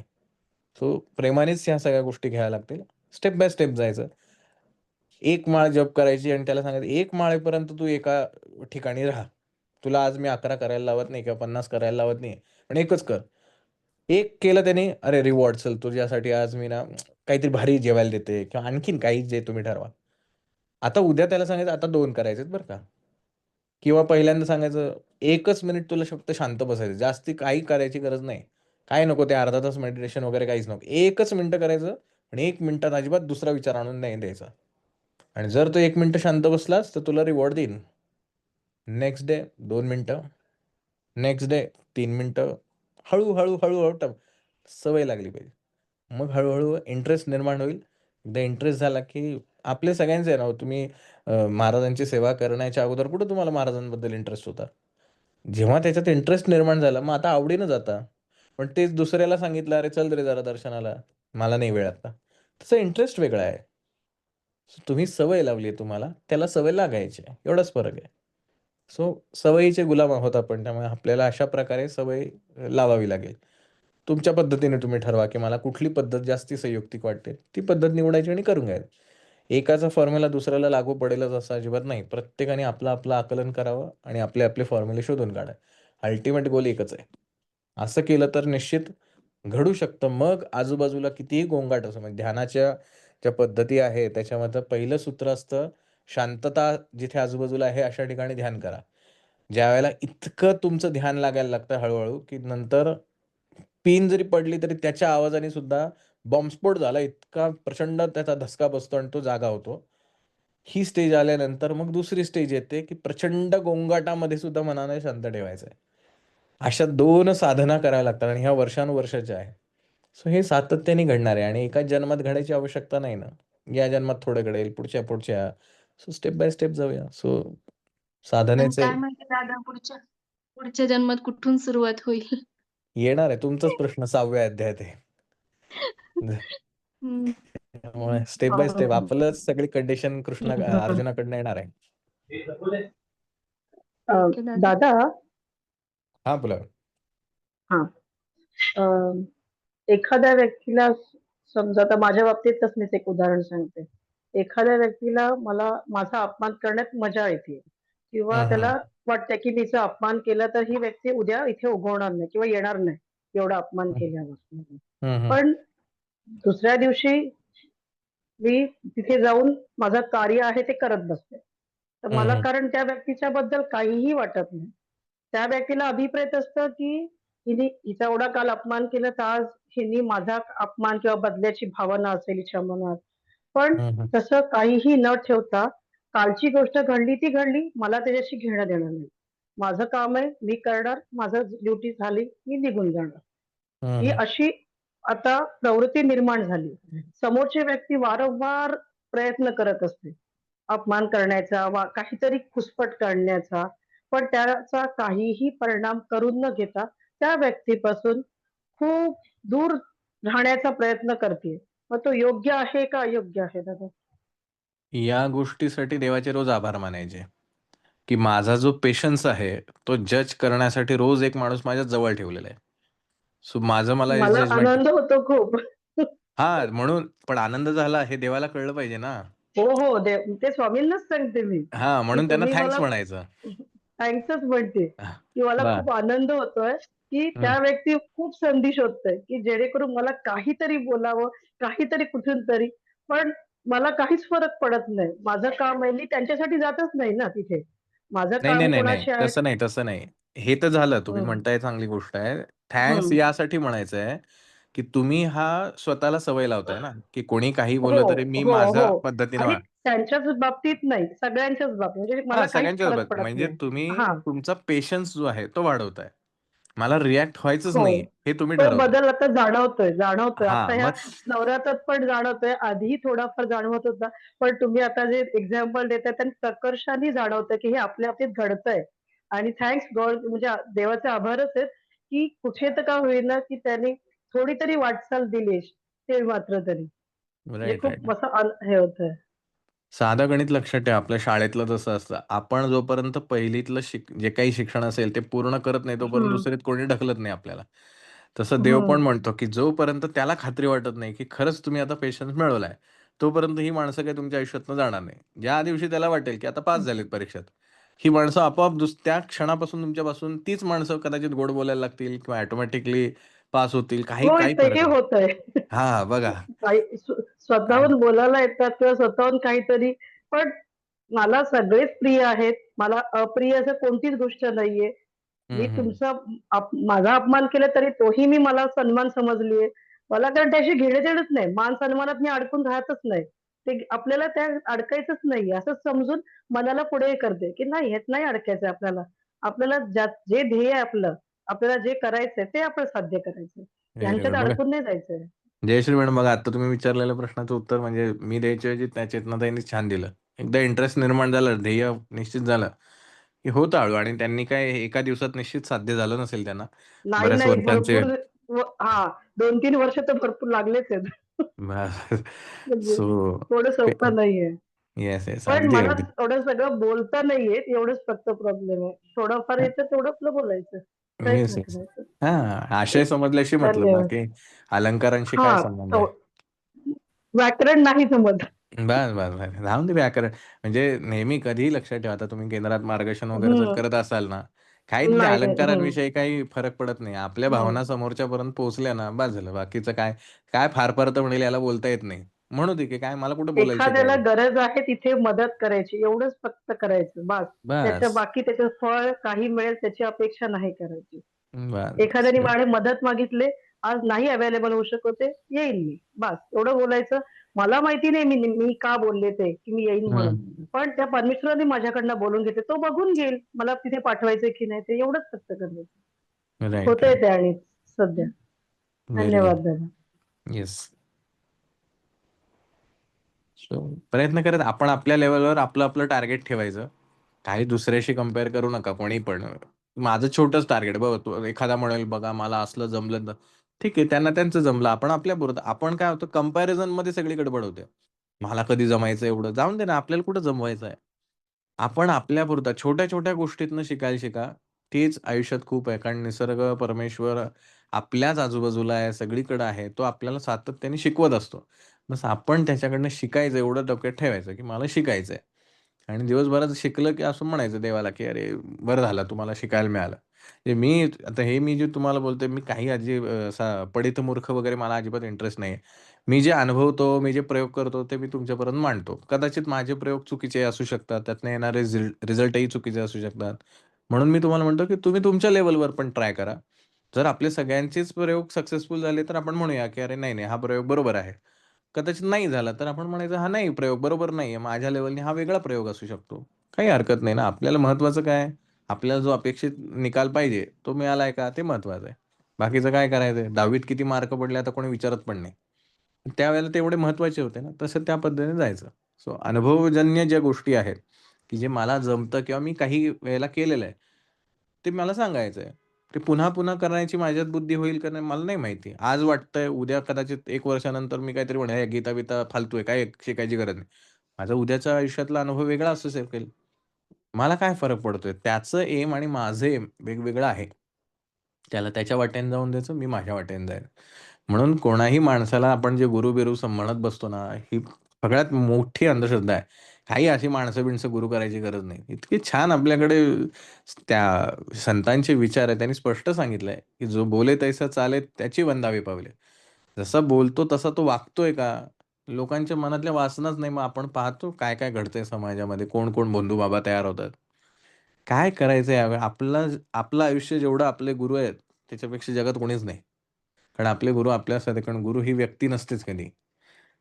म्हणजे परवा असंच या आठवड्याभरामध्ये काही हे अंतःकरण जे आत्ता मी सांगितलं, हा असाच विचारातून आलेला भाग होता.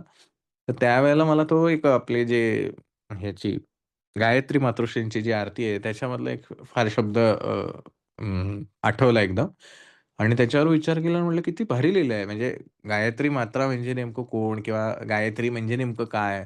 काय एक्झॅक्टली वर्क आहे? कसं वर्क आहे? हे एका शब्दामध्ये किंवा एका वाक्यामध्ये, एका ओळीमध्ये किती छान प्रकारे एक्सप्लेन केलं आहे. सो ह्या ज्या गोष्टी आहेत, ह्या आपण अभ्यासायच्या आणि त्यातनं शिकायचं. याच्या पलीकडे आपल्याला काही इंटरेस्ट नाही कशामध्ये. कोण आपल्याला चांगलं म्हणतंय आणि वाईट म्हणतंय, जाऊन दे तिकडं. सो ह्या पद्धतीने बघा प्रयत्न आणि आपलेच अनुभव दुसऱ्याला सांगायचे. तर बाकीचे पुस्तकातली वाक्य काय करायचे? असं मला तरी वाटतं. दादा दादा मला एक विचारायचं हां, बोला. विचारा. कोण विचारतंय? सगळ्यांना माहिती एवढं. हां, दादा हां. हां, काय झालं ह्या नवरत्नात की नाही म्हणजे 99 मंत्राचा जप कायम चालू होता आणि हं, म्हणजे मनातून आणि हं, म्हणजे असं कामावर असू दे किंवा एरवी बी कुठं बी काय बायका बोलायला लागलीत किंवा कोण कुठं बी काही हे चालू महिला म्हणूया हां, बरं. बोलायला लागलीत की नाही त्यांचं एवढं डोक्यात घेतलोच नाही आणि परवा दिवशी असा विषय झाला की काय तर घरात असं झालं की चिडचिडपणा करायसारखा विषय झाला. पण हं, एक 2 100% मधलं 2% चिडचिडपणा झाला. पण काल तो चिडचिडपणा म्हणजे करायचं होतं म्हणून राग तो राग म्हणायचं नको, की हं, करायचं होतं म्हणून ते करणं गरजेचं बी असते ना एक-एकदा बोलणं हं, आणि बोलून हं, ते हं, मनातलं सगळं काढून टाकलं बाहेर आणि हं, शांत झालं. हं. हां, असं. म्हणजे म्हणजे काढायचा होता तो राग काढून शांत झालं. हे एवढं सांगायचं होतं. ओके. व्हेरी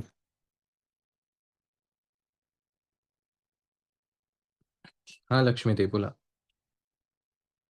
दादा तुम्ही मगाशी म्हटले ना, आपण चॅटद्वारे जेव्हा रिप्लाय देतो, ते आपल्या वाचा कर्मामध्ये येतं. तर दादा थोडंसं हं. डीपली सांगा ना कसं ते? नाही आता आपण एकमेकांशी डायरेक्ट बोलणं तर कमीच आहे. आपण फोनवरनं रिप्लाय थ्रू असेच बोलत असतो ना. कारण बोलताना सुद्धा आपण विचार करतो, मग त्याला काय रिप्लाय द्यायचा, मग त्या-त्या व्यक्तीनुसार त्याचे त्याचे रिप्लाय ठरलेले असतात. सो ते पण एक प्रकारचं बोलणंच आहे ना, कारण शेवटी आपण जे म्हणतो की 4 वाणी आहेत. वाचा ज्या आहेत त्या 4 प्रकारच्या आहेत. वैखरी आहे, मध्यमा आहे, पश्चंती आणि परा आहे. सो ह्या चारहीनी कुठल्याहीनी बोललं तरी ती वाचाच आहे. त्यामुळे मनातल्या मनात बोलणं ही सुद्धा वाचाच आहे. मोठ्याने बोलणं ती सुद्धा वाचा आहे. आणि चॅट करताना काय आपण ओरडून बोलत नाही. सो मनात विचार करतो आणि आता हे लिहायचंय, ते लिहायचं असं विचार करतो. म्हणजे ते मध्यमेने बोलणं झालं. त्यामुळे त्याचं पण तेवढाच परिणाम आपल्याला आहे.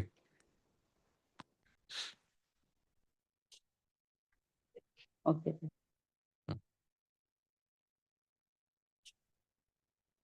दादा हां, बोला.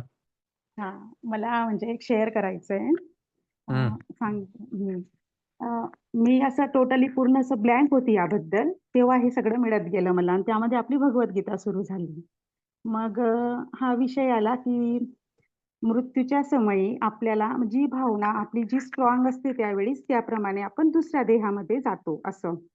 त्याबद्दल माझी खूप क्युरिओसिटी सुरू झाली की काय असतं हे नेमकं. मग आपण आयुष्यभर जे इतकं काय काय करतो, फॉर एक्झाम्पल आपण जप करतो, काय करतो, पण मृत्यूच्या समयी आपण एकदम पेन मध्ये असणार. मग आपण आता असं आजारी वगैरे असतो किंवा आपण एक नोट केलं स्वतःला, तर एक लक्षात येतं की ज्या वेळेस आपण खूप पेन मध्ये असतो त्यावेळेस आपण जे नेहमी खूप आवडीने करत असतो ते आपल्याला होईलच आपल्याने असं शक्यच होत नाही. म्हणजे ती खूप इम्पॉसिबल गोष्ट आहे हे त्यावेळेस मला खूप जाणवलं. मग माझा स्टडी अजून सुरू झाला की काय ते मृत्यूच्या समयी हे म्हणजे इतकं सोपं नाहीये की मृत्यूच्या समयी ती भावना अशी येणे हे खरंच खूप मोठी गोष्ट आहे. हे मला समजत गेलं थोडं.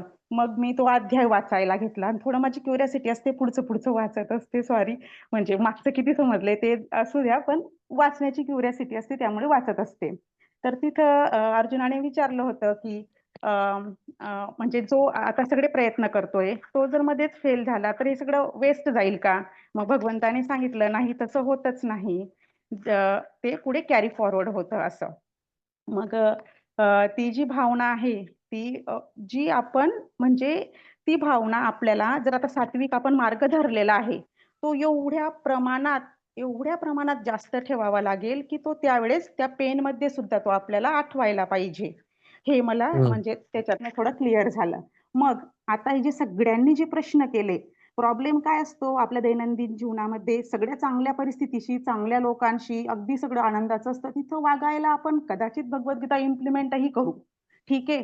पण प्रॉब्लेम कुठे येतो, जिथे लोक आपल्याशी चुकीचं वागतात वगैरे, तिथं आपण खरंच प्रॉब्लेम मध्ये असतो. म्हणजे त्यावेळेस इम्प्लिमेंटेशन किती आणि कसं होईल इथं आपण स्वतः आता यांचे प्रश्न आपण सगळ्यांचे जे प्रश्न होते ते तसेच होते थोडेफार. तर मग मी हा जो माझं चालू होतं विचार, हे चिंतन जे चालू होतं त्यामधनं स्वतःच मला काही उत्तरं असंच म्हणजे स्वतःचेच प्रश्न स्वतःचेच उत्तरं असंच चालू राहायचं.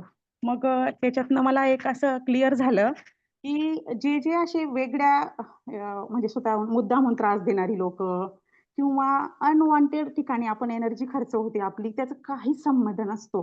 ती गोष्ट अगदी क्षुल्लक असते आणि उगाचच ते वाढत जातं असं काही पण. तर हे जे आहे, तर हे तिथं मला असं उत्तर मिळत गेलं की हे मला म्हणजे ही भावना ठेवणं, ही भावना आपण स्वतःची जॉईन करून घेणं, हे मला कामात येणार आहे का शेवटच्या क्षणी, याचं प्रपोर्शन आपण असं जर वाढवत गेलो तर हे आपल्याला कामात येणार आहे का. तशा पद्धतीने थोडंसं माझी डिटॅचमेंट हळूहळू म्हणजे ते आपण म्हणतो ना, तुम्ही आता जे सांगितलं ही प्रोसेस की मेंदूला सवय लागण्याची प्रोसेस, तर ती हं. डिटॅचमेंटची जी प्रोसेस आहे ना, त्याची सवय एक प्रकारे मी अशा परिस्थितींमध्ये स्वतःला लावण्याचा प्रयत्न करत असते आणि म्हणजे करते मी तो असं, की हे मला हं, काय हं. कामात येणार आहे, काय कामात येणार आहे मला, हे उपयोगाचं आहे का. आणि आता ज्या घटना घडतात बघा, मागे ते एरोप्लेन क्रॅश झालं, किती लोक अगदी क्षणात मेली, काही संबंध नाही. कोणाला हं. माहिती आपल्या जीवनाचं काय, कधीही कुठेही संपणार आहे सगळं. मग काय आपण म्हणजे काय स्टोअर करतो आहे हे सारखं चिंतन चालू असतं, ते स्टोरेजवर चिंतन चालू असतं. आणि तेव्हा हे जे अनवॉन्टेड गोष्टी घडतात हं. त्यावेळेसची डिटॅचमेंटसाठी म्हणजे चिंतनातनच आपल्याला एक अलिप्तता आपण कशी ठेवावी हे उत्तर मिळत असतं. कुठे आपण रिस्पॉन्सिव्ह कसं राहायचं, हे पण आपल्याला थोडं उलगडत जातं. एकदम मी असं पर्सनल म्हणजे अशी इव्हेंट नाही सांगू शकत आहे आता. पण हे हं. प्रॅक्टिसने मेंदूला सवय लागते डिटॅचमेंटची. असं म्हणजे आहे. आणि चिंतन ही गोष्ट खूप आपल्याला उत्तरं देत असते. आणि खरंच भगवद्गीतेमध्ये बऱ्याच गोष्टी म्हणजे आपल्याला जे आपल्या जीवनातच कामात येतात, त्या खरंच आपण चिंतनातनं आपल्याला उत्तरं देत असतात. त्याच्यातला हा एक भाग सांगितला मी, की हा मला खूप टच झालेला गोष्ट होती ही, की काय ते हं. शेवटच्या क्षणी काय असतं ते असं ते असं. ओके. प्रयत्नांनी साध्य होणार आहे. त्यामुळे सातत्य, प्रयत्न, साधनं या सगळ्या गोष्टी महत्त्वाच्या आहेत. म्हणून वेगवेगळी जी साधनं आहेत, मंत्र उपासना आहे, तीर्थयात्रा करणं आहे, ह्या साधनांचा उपयोग करूनच आपल्याला आपल्या साध्यापर्यंत पोहोचायचं. बाकी कर्मफलाची अपेक्षा ठेवायची नाही. काय घडेल आणि काय नाही घडेल. जे घडायचं ते घडेल आणि शेवटी हा निसर्ग आहे. निसर्गामध्ये मी परत तेच म्हणेल, दुर्गा सप्तशती छानपैकी वाचा. बऱ्याच गोष्टींची उत्तरं मिळतील. अजून कोणाचं काय सांगायचंय? दादा हं, अ, तुम्ही जे वाचाचं म्हटलं ना, हं, तर त्याच्यात आता कोणी माणूस असेल आणि आपण आपल्या दृष्टीने चांगलं वागलो आणि समोरच्या दृष्टीने ते लोक नाही चांगले वागले, तर हं, आपल्याला मनातून म्हणजे आपण चांगलंच त्यांच्याबरोबर वागतो, पण मनातून आपल्याला असं होत असेल की असं होतं की हा तो असाच आहे, हा ती अशीच आहे. आणि आपण कोणाबरोबर शेअरही करतो अथवा मनातल्या मनात बोलतो, तर तोही दोष लागतो आणि आपल्याला ते समजतंय की हा दोष लागलाय. म्हणजे हं, आपण त्यांच्या बद्दल खोटं मीन्स खराब बोललोय अथवा भाव खराब आहे. आणि हं, आपण परत जसं दररोज रात्री ग्रॅटिट्यूड करतो देवाला, युनिव्हर्सला, तसं आपण परत माफी मागितली त्याच्या आत्म्याला बघून, देवाच्या साक्षीला. तर हं, ते काय म्हणजे ते अ, अ, पाप नाही घडत ना? का ते आपण बोललो ते तर घडतंच ते काही मला ते कळत नाही, कन्फ्युजन आहे. कारण की मला कळलंय मी ती खोटी आहे तरी मी सहन करून पण भाव थोडा बिघडला.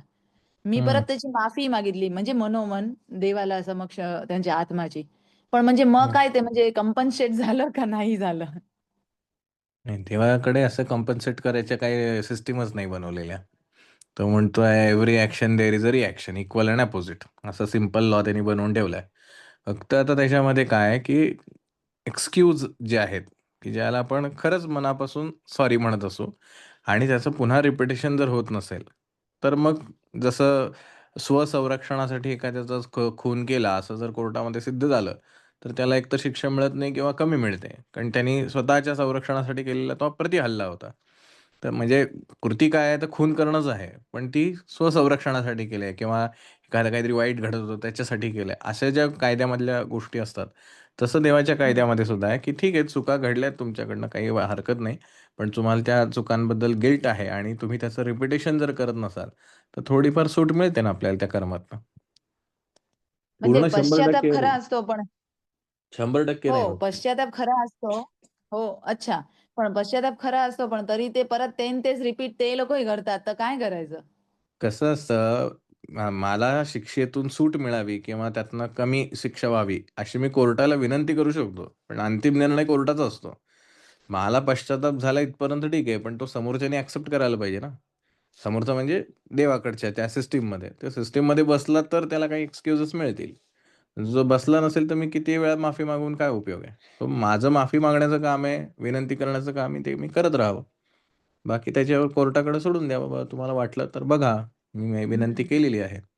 आणि असं असतं तर मग किती ओके. बरं झालं असतं. 100 पापं करायची आणि 100 पुण्य करायचे. झाले कॉम्पेन्सेट, 0 वर आलो आपण. पण असं नाही होत नाही ना. नाही, नाही तसं नाही. पुण्य तर पुण्य आणि पाप ते पाप. पण हे तर मनाचं जे मी म्हणते ना, तुम्ही मग तुम्ही ते म्हटलं पण आहे ना ना, आता मनातनं तुम्ही वाईट कोणाशी बोललाय म्हणजे ते पण पापच झालं ना. हो, हो, हो. मग ते कॉम्पेन्सेट कसं होणार? आणि तुम्ही ग्रॅटिट्यूड आहे किंवा पश्चाताप जे करताय ते म्हणजे पुण्यासारखं झालं. मग ते थोडी कॉम्पेन्सेट होणार आहे असं. फक्त त्यातली तीव्रता कमी होते म्हणजे एवढंच. ते वेद ग्रंथ पुराणमध्ये का असं म्हणतात, की खरा पश्चाताप केला तर तुमचं पापही ते धुतलं जातं. मग जातं ना धुतलं. मग तेच सांगतोय तुम्हाला शिक्षा आहे. पण हे हां. पश्चाताप करणं म्हणजे तुम्ही त्यांना रिक्वेस्ट करणं आहे, की बाबा हे असं-असं आहे. मी खरंच चूक झाली मला कळलं. त्यांना जर ते कन्विन्स झालं तर नाही ना त्याच्यामध्ये शिक्षा. अच्छा. शेवट ओके. हां, त्यामुळे हे असं चक्र चालूच राहणार. म्हणून ते म्हणते ठीक आहे बा आज तुला सॉरी म्हटले एक्सेप्टेड. परत नेक्स्ट डे जर तुम्ही तसंच वागलं, काय सॉरीचा उपयोगच नाही झाला. असं पण आहे ना, म्हणजे आत्ता पश्चाताप झालाय. म्हणून जे म्हणतो ना आपण मनापासून ते वाटलं पाहिजे. मनापासून वाटणं म्हणजे काय नेक्स्ट टाईम तुम्ही तसं बिहेव नाही करणार. आपण रोज नाही उठून करणार. लोकांना हो. शिव्या घालत असू, तर कसं काय आपल्याला पश्चाताप होईल मग? सोबत ते आपण त्या रोज उठून सिच्युएशन आपल्याला तर कळतंय. हां, पण आपल्याला हो दादा, कळतंय पण पण वळत नाही तेही ना. माणूस वळत नाहीये नाही दादा.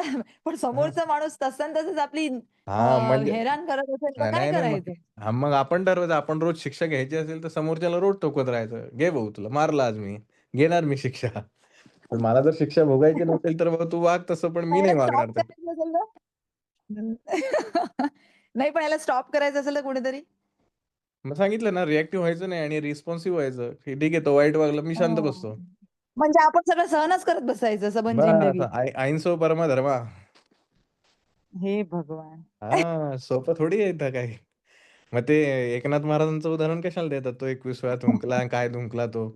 ते रिएक्टिव्ह झाले हं, नाही म्हणून तर ती गोष्ट थांबली ना, नाहीतर त्याचं चालूच होतं. कारण हं. तोही आपले पेशन्स बघत ओके. असतो ना, किती तुम्ही करू शकताय. हं, हं. System thank you. विचित्र आहे आणि आपण सिस्टीममधनं बाहेर पडू शकत नाही हा आपला फॉल्ट आहे. दादा त्यामुळे फार हं. दादा, हां, बोला. याच्यातनंच एक प्रश्न मला नेहमी पडतो. आता हे पाप पुण्याचा भाग किंवा कर्मफळाचा भाग. आता जसं आपण उपद्रवी प्राणी जे असतात त्यांना आपण मारतो. फॉर एक्झाम्पल आता कॉकरोच मारतो. पायाखाली मुंग्या बऱ्याच मरतात आपल्या. घरात साप निघाला, साप मारतो. याचं काय म्हणजे आपल्याला त्याचे दोष लागतात का? कसं असतं हे? म्हणजे संरक्षणात्मक केलेली कृती असते तर म्हणजे आहे का? ती कन्सिडर केली जाते का? संरक्षणात्मक केलेली आहे असं काय आहे म्हणजे थोडं इंटेंट सांगता का? महत्वाचा आहे. हेतू त्या कार्यामागचा महत्वाचा आहे. आपण जे आता दरवेळेला मुंग्या उदाहरण घेतलेलं आहे, शिक्षकांनी जर विद्यार्थ्यांना ओरडलंच नाही, तर विद्यार्थी घडायचेच नाहीत. मग शिक्षक म्हणला, "मी अहिंसेने वागणार, मी कोणालाही ओरडणार नाही, ज्याला जसं पाहिजे तसं काम करू द्या." तर मग शिक्षकाचं ते पापच झालं. कारण त्याची जी ड्युटी आहे, की विद्यार्थ्यांनी घडवणं. मग ती घडवण्याची पद्धत प्रत्येकाची वेगवेगळी असू शकते. ओरडायलाच पाहिजे अशातला भाग नाही. पण वेगवेगळ्या पद्धती आहेत. पण जर तुम्हाला ओरडून त्याला विद्यार्थ्याला घडवायचं असेल, तर ओरडणं हे तुमचं काम आहे. शिक्षक म्हणून हां, ज्यावेळेला तुमची ती पोझिशन नसेल शिक्षकाची, तर तुम्हाला काही ओरडायचं काम नाही. पोलिसांनी जर एखाद्या गुन्हेगाराला पकडलंच नाही आणि नाही, नाही बाबा मी अहिंसेचा हे आहे आणि मी याला शिक्षा करणार नाही, असं जर म्हटलं तर कसं होईल? सो इंटेंट महत्त्वाचा आहे, की तुम्ही त्या कर्मामागचा हेतू काय आहे तुमचा? सो ते जास्ती किती लिप्त आहात त्या गोष्टींमध्ये आणि त्याच्या फळासंबंधात ह्याच्यावरती त्या गोष्टी अवलंबून आहेत. हां, आता हेच ना ते म्हणजे आता तुम्ही जे सांगितलं ना, ते मला इथं समजतंय, की आता फॉर एक्झाम्पल साप निघाला घरामध्ये, तो इतरांना चावू शकतो, कोणी दगावू शकतं. म्हणजे एक मनुष्य लाईफ जे आपण दुर्मिळ म्हणतो, तो गमावू शकतो त्याच्यामुळे. तर हं, त्याच्यामागचा इंटेंट आपण समजला, की प्युअर इंटेंट आहे. पण आता काय हं. होतं, मुंग्या वगैरे जे असतात घरामध्ये, आपण आपल्या इतक्या घाईमध्ये असतो आपण, की आपण बघतही नाही खाली चालताना, की पायाखाली काय येतंय, जातंय. मग ते असं बाय डिफॉल्ट आपल्याने ज्या गोष्टी घडतात, ते ते म्हणजे काय समजावं म्हणून याला? यांच्या म्हणून तर परमेश्वराची आराधना करायची आणि त्याला रोज सगळ्या गोष्टींबद्दल माफी मागायची. कारण त्याशिवाय मी जगूच शकत नाही ना.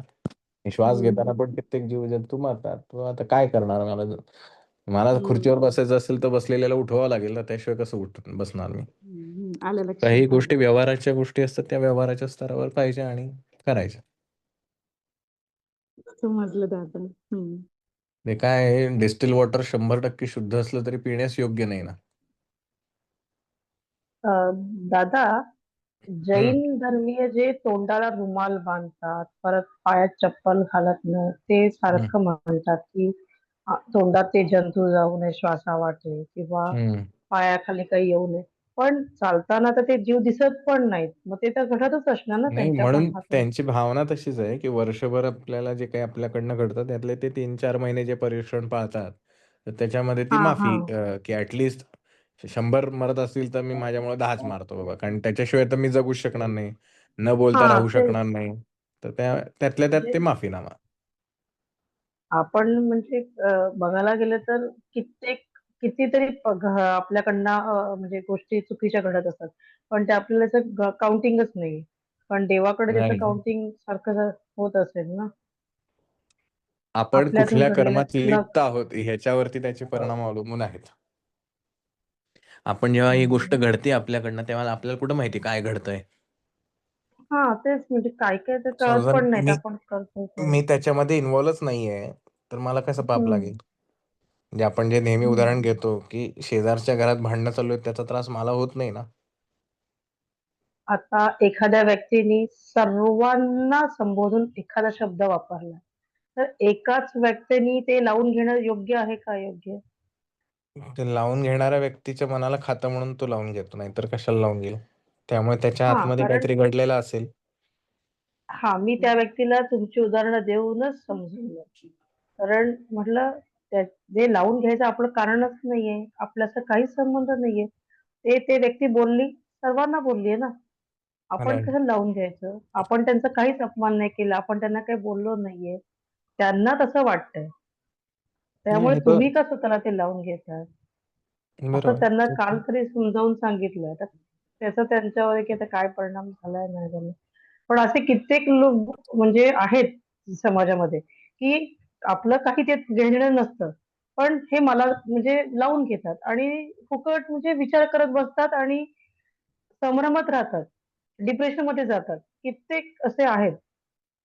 ते आपण जे त्याचं मगाशी म्हटलं ना, कारण मेंदूची डिफॉल्ट हं. सिस्टीम, की मेंदूला स्वतःला जगवायचंय ना, मीला जगवायचंय ना, हां. मला असं बोलला, मला तसं बोलला. सो मी त्याचा जागा असतो ना. तर ही डिफॉल्ट सिस्टीम आहे. त्यांना ती जोपर्यंत ती बदलणार नाही, तोपर्यंत हे असंच राहणार आणि जोपर्यंत ते खूप तसंच पण राहणार, त्याच्यानुसारच त्यांना रिझल्ट मिळणार. समजवण्यासाठी खूप वेळ द्यावा लागतो किंवा त्यांना खूप उदाहरणं द्यावी लागतात. तर तरीही त्यांना कधी-कधी समजत नाही. मग असं वाटतं भगवंत आहे ना, तूच येऊन समजव रे बाबा. असं कधी-कधी बोलावं लागतं. "तो नाही का मग लावून घेताय तुम्ही?" ते आपण एक 2-3 सत्राच्या अगोदर म्हणलं होतं बघा, ते प्रश्न जे विचारले हं, जातात, तर ती अवस्था जी येते ना, तसं त्या हं. व्यक्तीला जोपर्यंत आतून वाटणार नाही, तोपर्यंत आपण कितीही सांगून उपयोग होणार नाही. फक्त आपण सांगून काय होणार आहे, तसं वातावरण निर्माण होतं आणि त्यातनं त्याला मग वाटतं असं, की अरे नाही बरोबर आहे, आपण असं करायला पाहिजे. सो आपण फक्त वातावरण निर्मिती करू शकतो, पण जे काही करायचं ते त्याचं त्यालाच करावं लागणार. दुसरं त्या आपण काही व्यक्तीला करू शकतो. शेवटी सांगितलं, की प्रत्येक वेळेला तिथे समजवायला मी नसणार आहे तुला. हं. त्याच्यामुळे त्यातून तू बाहेर पड आता. खूप झालं आता. प्रत्येक वेळेला त्याच अवस्थेत जाणं योग्य नाहीये. कधी बाहेर पडणार या अवस्थेतून? कधीतरी तुम्ही स्वतःला बदला, काहीतरी चेंजेस करा असं सांगावं लागतं सातत्याने. खरं आहे. म्हणून तर बघा ना, संत आपल्याला जे म्हणले म्हणजे अगदी स्वामी महाराज सुद्धा म्हणायचे, की "मी जे द्यायला बसलेलो ते कोणी माझ्याकडनं घेतच नाहीत, बाकीचंच गोत आहे." तसं ते आपण माणसं सुधारणारे नाहीच आहोत. हे संतांना माहिती आहे म्हणून ते आपलं सारखं, सारखं, सारखं सांगत राहतात. कोणतरी एकतरी येईल विचारायला, की "बाबा मी काय आहे?" बस तेवढ्याच झालं कल्याण तरी चालेल. पण परमेश्वराचं कार्य काही थांबत म्हणजे नाही. त्यांना ते समजतच नाहीये. कधी-कधी असं वाटतं, की ते वयाने मोठे आहेत, तर कसं समजवायचं आपण त्यांना? कधी-कधी वयाचं बंधन येतं, पण मग शेवटी बोलावं लागतं. इथे वयाचं बंधन नसावं, कारण हं, हं. तुम्हाला समजत नाहीये म्हणून मला समजावून सांगावं लागतं. अन्यथा नाही. माझं आणि तुमचं तर बरोबरी होऊच शकत नाहीये. पण अशा कित्येक वेळेला अशी वेळ येते. मग स्वामींना शेवटी म्हणालं, "स्वामी कुठे हो अडकवलं तिथे?" नाही आपल्या वाटेला आलेलं कर्म देवाने आपल्यासाठी नेमलेलं असेल, तर ते करायचं आपण. आता मलाही तसं बऱ्याचदा असं करावं वाटतं, की लागतं. मी कुठे तुम्हाला येऊन सगळ्यांना शिकवतोय. म्हणजे तुम्ही खरं तर माझ्यापेक्षा जास्ती समृद्ध आहात. पण असं नाही, नाही वाटतं, की असं नाही आपण नाहीये. आपलं नाही, सांगत नाही. राहावं. नाही होतं अगदी बऱ्याचदा मी मागे एकदा अनुभव शेअर केला होता बघा, की मला अगदी खरंच असं वाटलं होतं, काच करतोय आपण हे आणि बंद करावं हे गीतेचं. सो अगदी suddenly next day I think Shubhangi ताईंचाच मेसेज आला होता. पद्माताईंचा अनुभव त्यांनी सांगितला. तर त्याला वाटलं अरे आपण नाही आपल्यासाठी नाही चालू आणि आपणही काही करत नाही. जाऊन दे आपले विचार बाजूला ठेवूया. आपलं जे काही भावना वगैरे आहेत त्या बाजूला. हे देवाचं कार्य आहे तर तो त्याचं करून घेतोय. म्हणून ते कंटिन्यू ठेवूया. जोपर्यंत त्याला वाटेल त्या हं. सो ह्या घडतात गोष्टी आपल्या आयुष्यात. सो शांत आज तर राहायचं. मला म्हणजे अ, आज सॅटर्डे, संडे मुलांना सुट्टी असली, की आज जायचं होतं गरब्याला. पण त्यांना मी रिक्वेस्ट केली, की "हे बघा तुम्हाला जायचं तर जा, पण माझा आज एकदम गंभीर विषयावरती आमची चर्चा आहे. मला हं. त्याच्यात अडकायचं आहे. तर कृपया मला वेळ द्या. तुमच्याकडे रिक्वेस्ट करते." मी असं चक्क त्यांना सांगितलं. आणि नाही मला त्यात नाहीये इंटरेस्ट, मला ह्याच्यात इंटरेस्ट आहे. आणि दादा इतक्या आत्मीयतेने आमच्यासाठी वेळ काढतात. मग आम्ही का असं करायचं, की अब्सेंट राहायचं? शिक्षकांना मी त्याला मुलालाही सांगते, की कमी म्हणजे पट असेल, त्या दिवशी सुट्टी असते किंवा एखादी अर्धा दिवस सुट्टी असते. तेव्हा तो म्हणतो, "काय जास्त मुलं नाही आहेत, मग मी जात नाही." ते टीचर तुझ्यासाठी लांबून ट्रेननी येतात. कशासाठी? तुम्ही येणार म्हणून. आणि तुम्हीच जर कमी संख्येने गेला तर त्यांचा उपयोग काय येऊन? मग त्या टीचरसाठी जात जा. शिक्षण ते शिकवतील, मला माहिती नाही काय शिकवतील. पण त्या टीचरचा मान ठेवण्यासाठी तुम्ही जर आता नाही ना गेलात, तर याच्यापुढे तुम्हाला रिस्पेक्ट हा शब्दाचा अर्थच नाही कळणार. मग त्यांच्यासाठी व्हेरी जायचं ट्रू. म्हणून. Very true. आणि सगळ्यांसाठी म्हणून एक सांगेल, म्हणजे एक मला असं वाटतं म्हणून सांगतो, की जसं आपण इव्हॉल्व होत जातो ना, आपली अवस्था उन्नत अवस्थेकडे येते, तसं-तसं आपण ह्या अनावश्यक गोष्टीपासून आपोआप अलिप्त व्हायला लागतो. आपल्याला हे नाही रमत आपण त्या गोष्टींमध्ये. भले मग त्यावेळेला लोकांना वाटतं काय ह्यांचं वेगळंच वागणं आहे वगैरे, पण आपला इंटरेस्ट टोटली बदललेला असतो आणि तो निश्चित म्हणजे नुसता इंटरेस्ट बदलला नाहीये. तो एक आपल्याला मनःशांतीकडे घेऊन जाणार आहे, आपल्या पर्पजकडे घेऊन जाणार आहे आणि निश्चित त्याचे अनुभव आपण रोजच्या जीवनात अनुभवतो, म्हणून ते आपल्याला छान वाटतं. सो ह्या गोष्टी म्हणजे जसं एकदा आपल्याला कळलं, की आपण कुत्रा आहोत, तर डुकरांमध्ये आपण जाणार नाही. का तर तो इव्हॉल्व झालेला आहे व्यक्ती. तसं आपली धारणा होते आणि यासाठीच आपण म्हणतो, की संतांची संगत राहू द्या, चांगल्या विचारांमध्ये राहा. सो इव्हॉल्युशन होत राहतं आणि ते इव्हॉल्युशन माणूस म्हणून घडणं अपेक्षित आहे. आणि त्याचं सरतेशेवटी आपण जेव्हा केव्हा मरू, त्यावेळेला कुठल्या अवस्थेत असू कोणाला माहिती. But still process is going on. Okay. हो, आजचा विषय आपल्याला निश्चित विचार करायला लावणारा असेल असं मला निश्चित वाटतं, की फक्त शरीराच्या स्तरावरती आपल्या आयुष्यात गोष्टी न घडता, आपल्याला त्याच्या पण पलीकडे जायचं आहे. विचार करायचा आहे, काय घडतं? मगाशी मी म्हटलं, का घडतंय आणि काय घडतंय? ह्या दोन्हीचं आपल्याला एनालिसिस करायचं आहे आणि त्यातनं आपली उत्तर शोधत पुढे जायचं. निश्चित तुम्हाला येणारे अनुभव बदलत जातील आणि अनुभव बदलल्यानंतर जो एक वेगळा आनंद मिळतो, तो तुम्हाला नेहमी दिशादर्शक ठरेल. हा एक प्रश्न लिहिला आहे, की हिंस्र प्राणी दुसरे प्राणी मारतो उपजीविकेसाठी, तेव्हा ते कसे कर्म? ते त्यांचे काय म्हणू व्यावहारिक त्यांचं कर्म आहे ना. त्यांना जर जगायचं असेल, तर ही गोष्ट करणं गरजेचं आहे. त्यामुळे हे निसर्गानेच त्यांना नेमून दिलेलं कर्म आहे.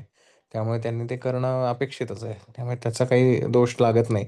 परंतु आपण अनेक कथा वाचलेल्या आहेत, की असा कोणतरी वाघ असतो, मग ती काय शेळी असते का हरीण असतं. ती म्हणते, "बाबा आत्ता नको मारू मला, हे असं होईल तसं." तर ह्या ज्या फिलिंग आहेत, हे कशासाठी हे सिम्बॉलिक आहे, की की ज्या म्हणजे जो अगतिक आहे व्यक्ती, त्याच्यावरती जर तुम्ही अन्याय केला, तर भले ते तुमचं कर्म असलं, तरीसुद्धा तुम्हाला त्याचा पाप लागू शकतं. सो ह्या ज्या कथा आपल्याला सांगितल्या जातात किंवा ती ह्याची आहे माहिती आहे, महाशिवरात्रीची काहीतरी कथा आहे बघा, ते एक तो शिकारी झाडावर बसलेला असतो, मग ते हरीण आतं मग असं काहीतरी गोष्ट घडते. त्या शिकाऱ्याला जर जगायचं असेल, तर त्यांनी त्या हरणाची शिकार करणं अपेक्षित आहे. पण त्यांनी जी संवेदना त्या ठिकाणी दाखवली, त्याच्यातून भगवान शिव प्रसन्न झालेत, की तुमचं माइंड ज्याला प्युअर होत जातं, शुद्धतेकडे जसं-जसं तुम्ही जाल, ती संवेदना जी जाणवते ना दुसऱ्याच्या दुःखाबद्दल, वेदनेबद्दल, मला वाईट वाटतंय आणि ते दुःख दूर व्हावं यासाठी मी काहीतरी प्रयत्न करतोय. ही जी मनाची शुद्धता आहे, तीच परमेश्वराच्या कडे घेऊन जाण्याचा मार्ग आहे.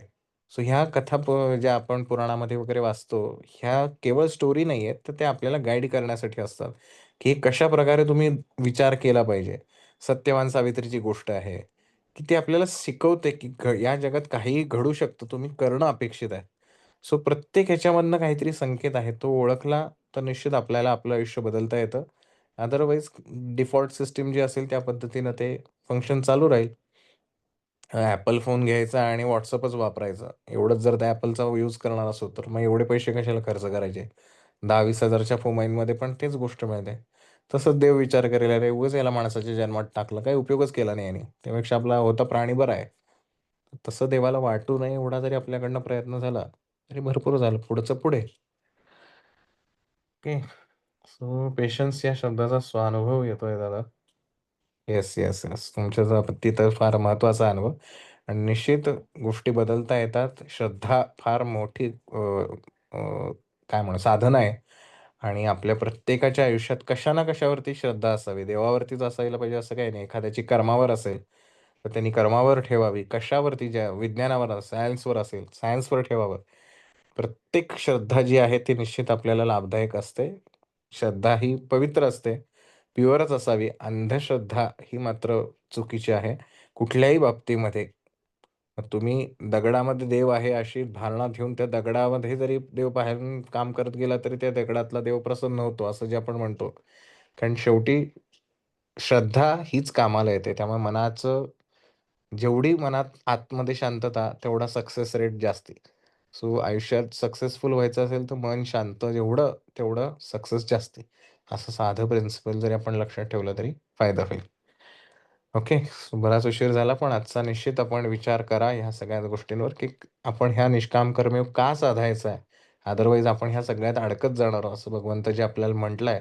तर त्याच्यावरती विचार करूया आणि हळूहळू इव्हॉल्व्ह व्हायचा आपण प्रयत्न करूया. पुढचे असेच श्लोक जे आहेत 5-6 श्लोक तेही तितकेच महत्त्वाचे आहेत. अशाच पद्धतीने आपण डिस्कशन मध्येच या गोष्टी समजून घेण्याचा प्रयत्न करूया.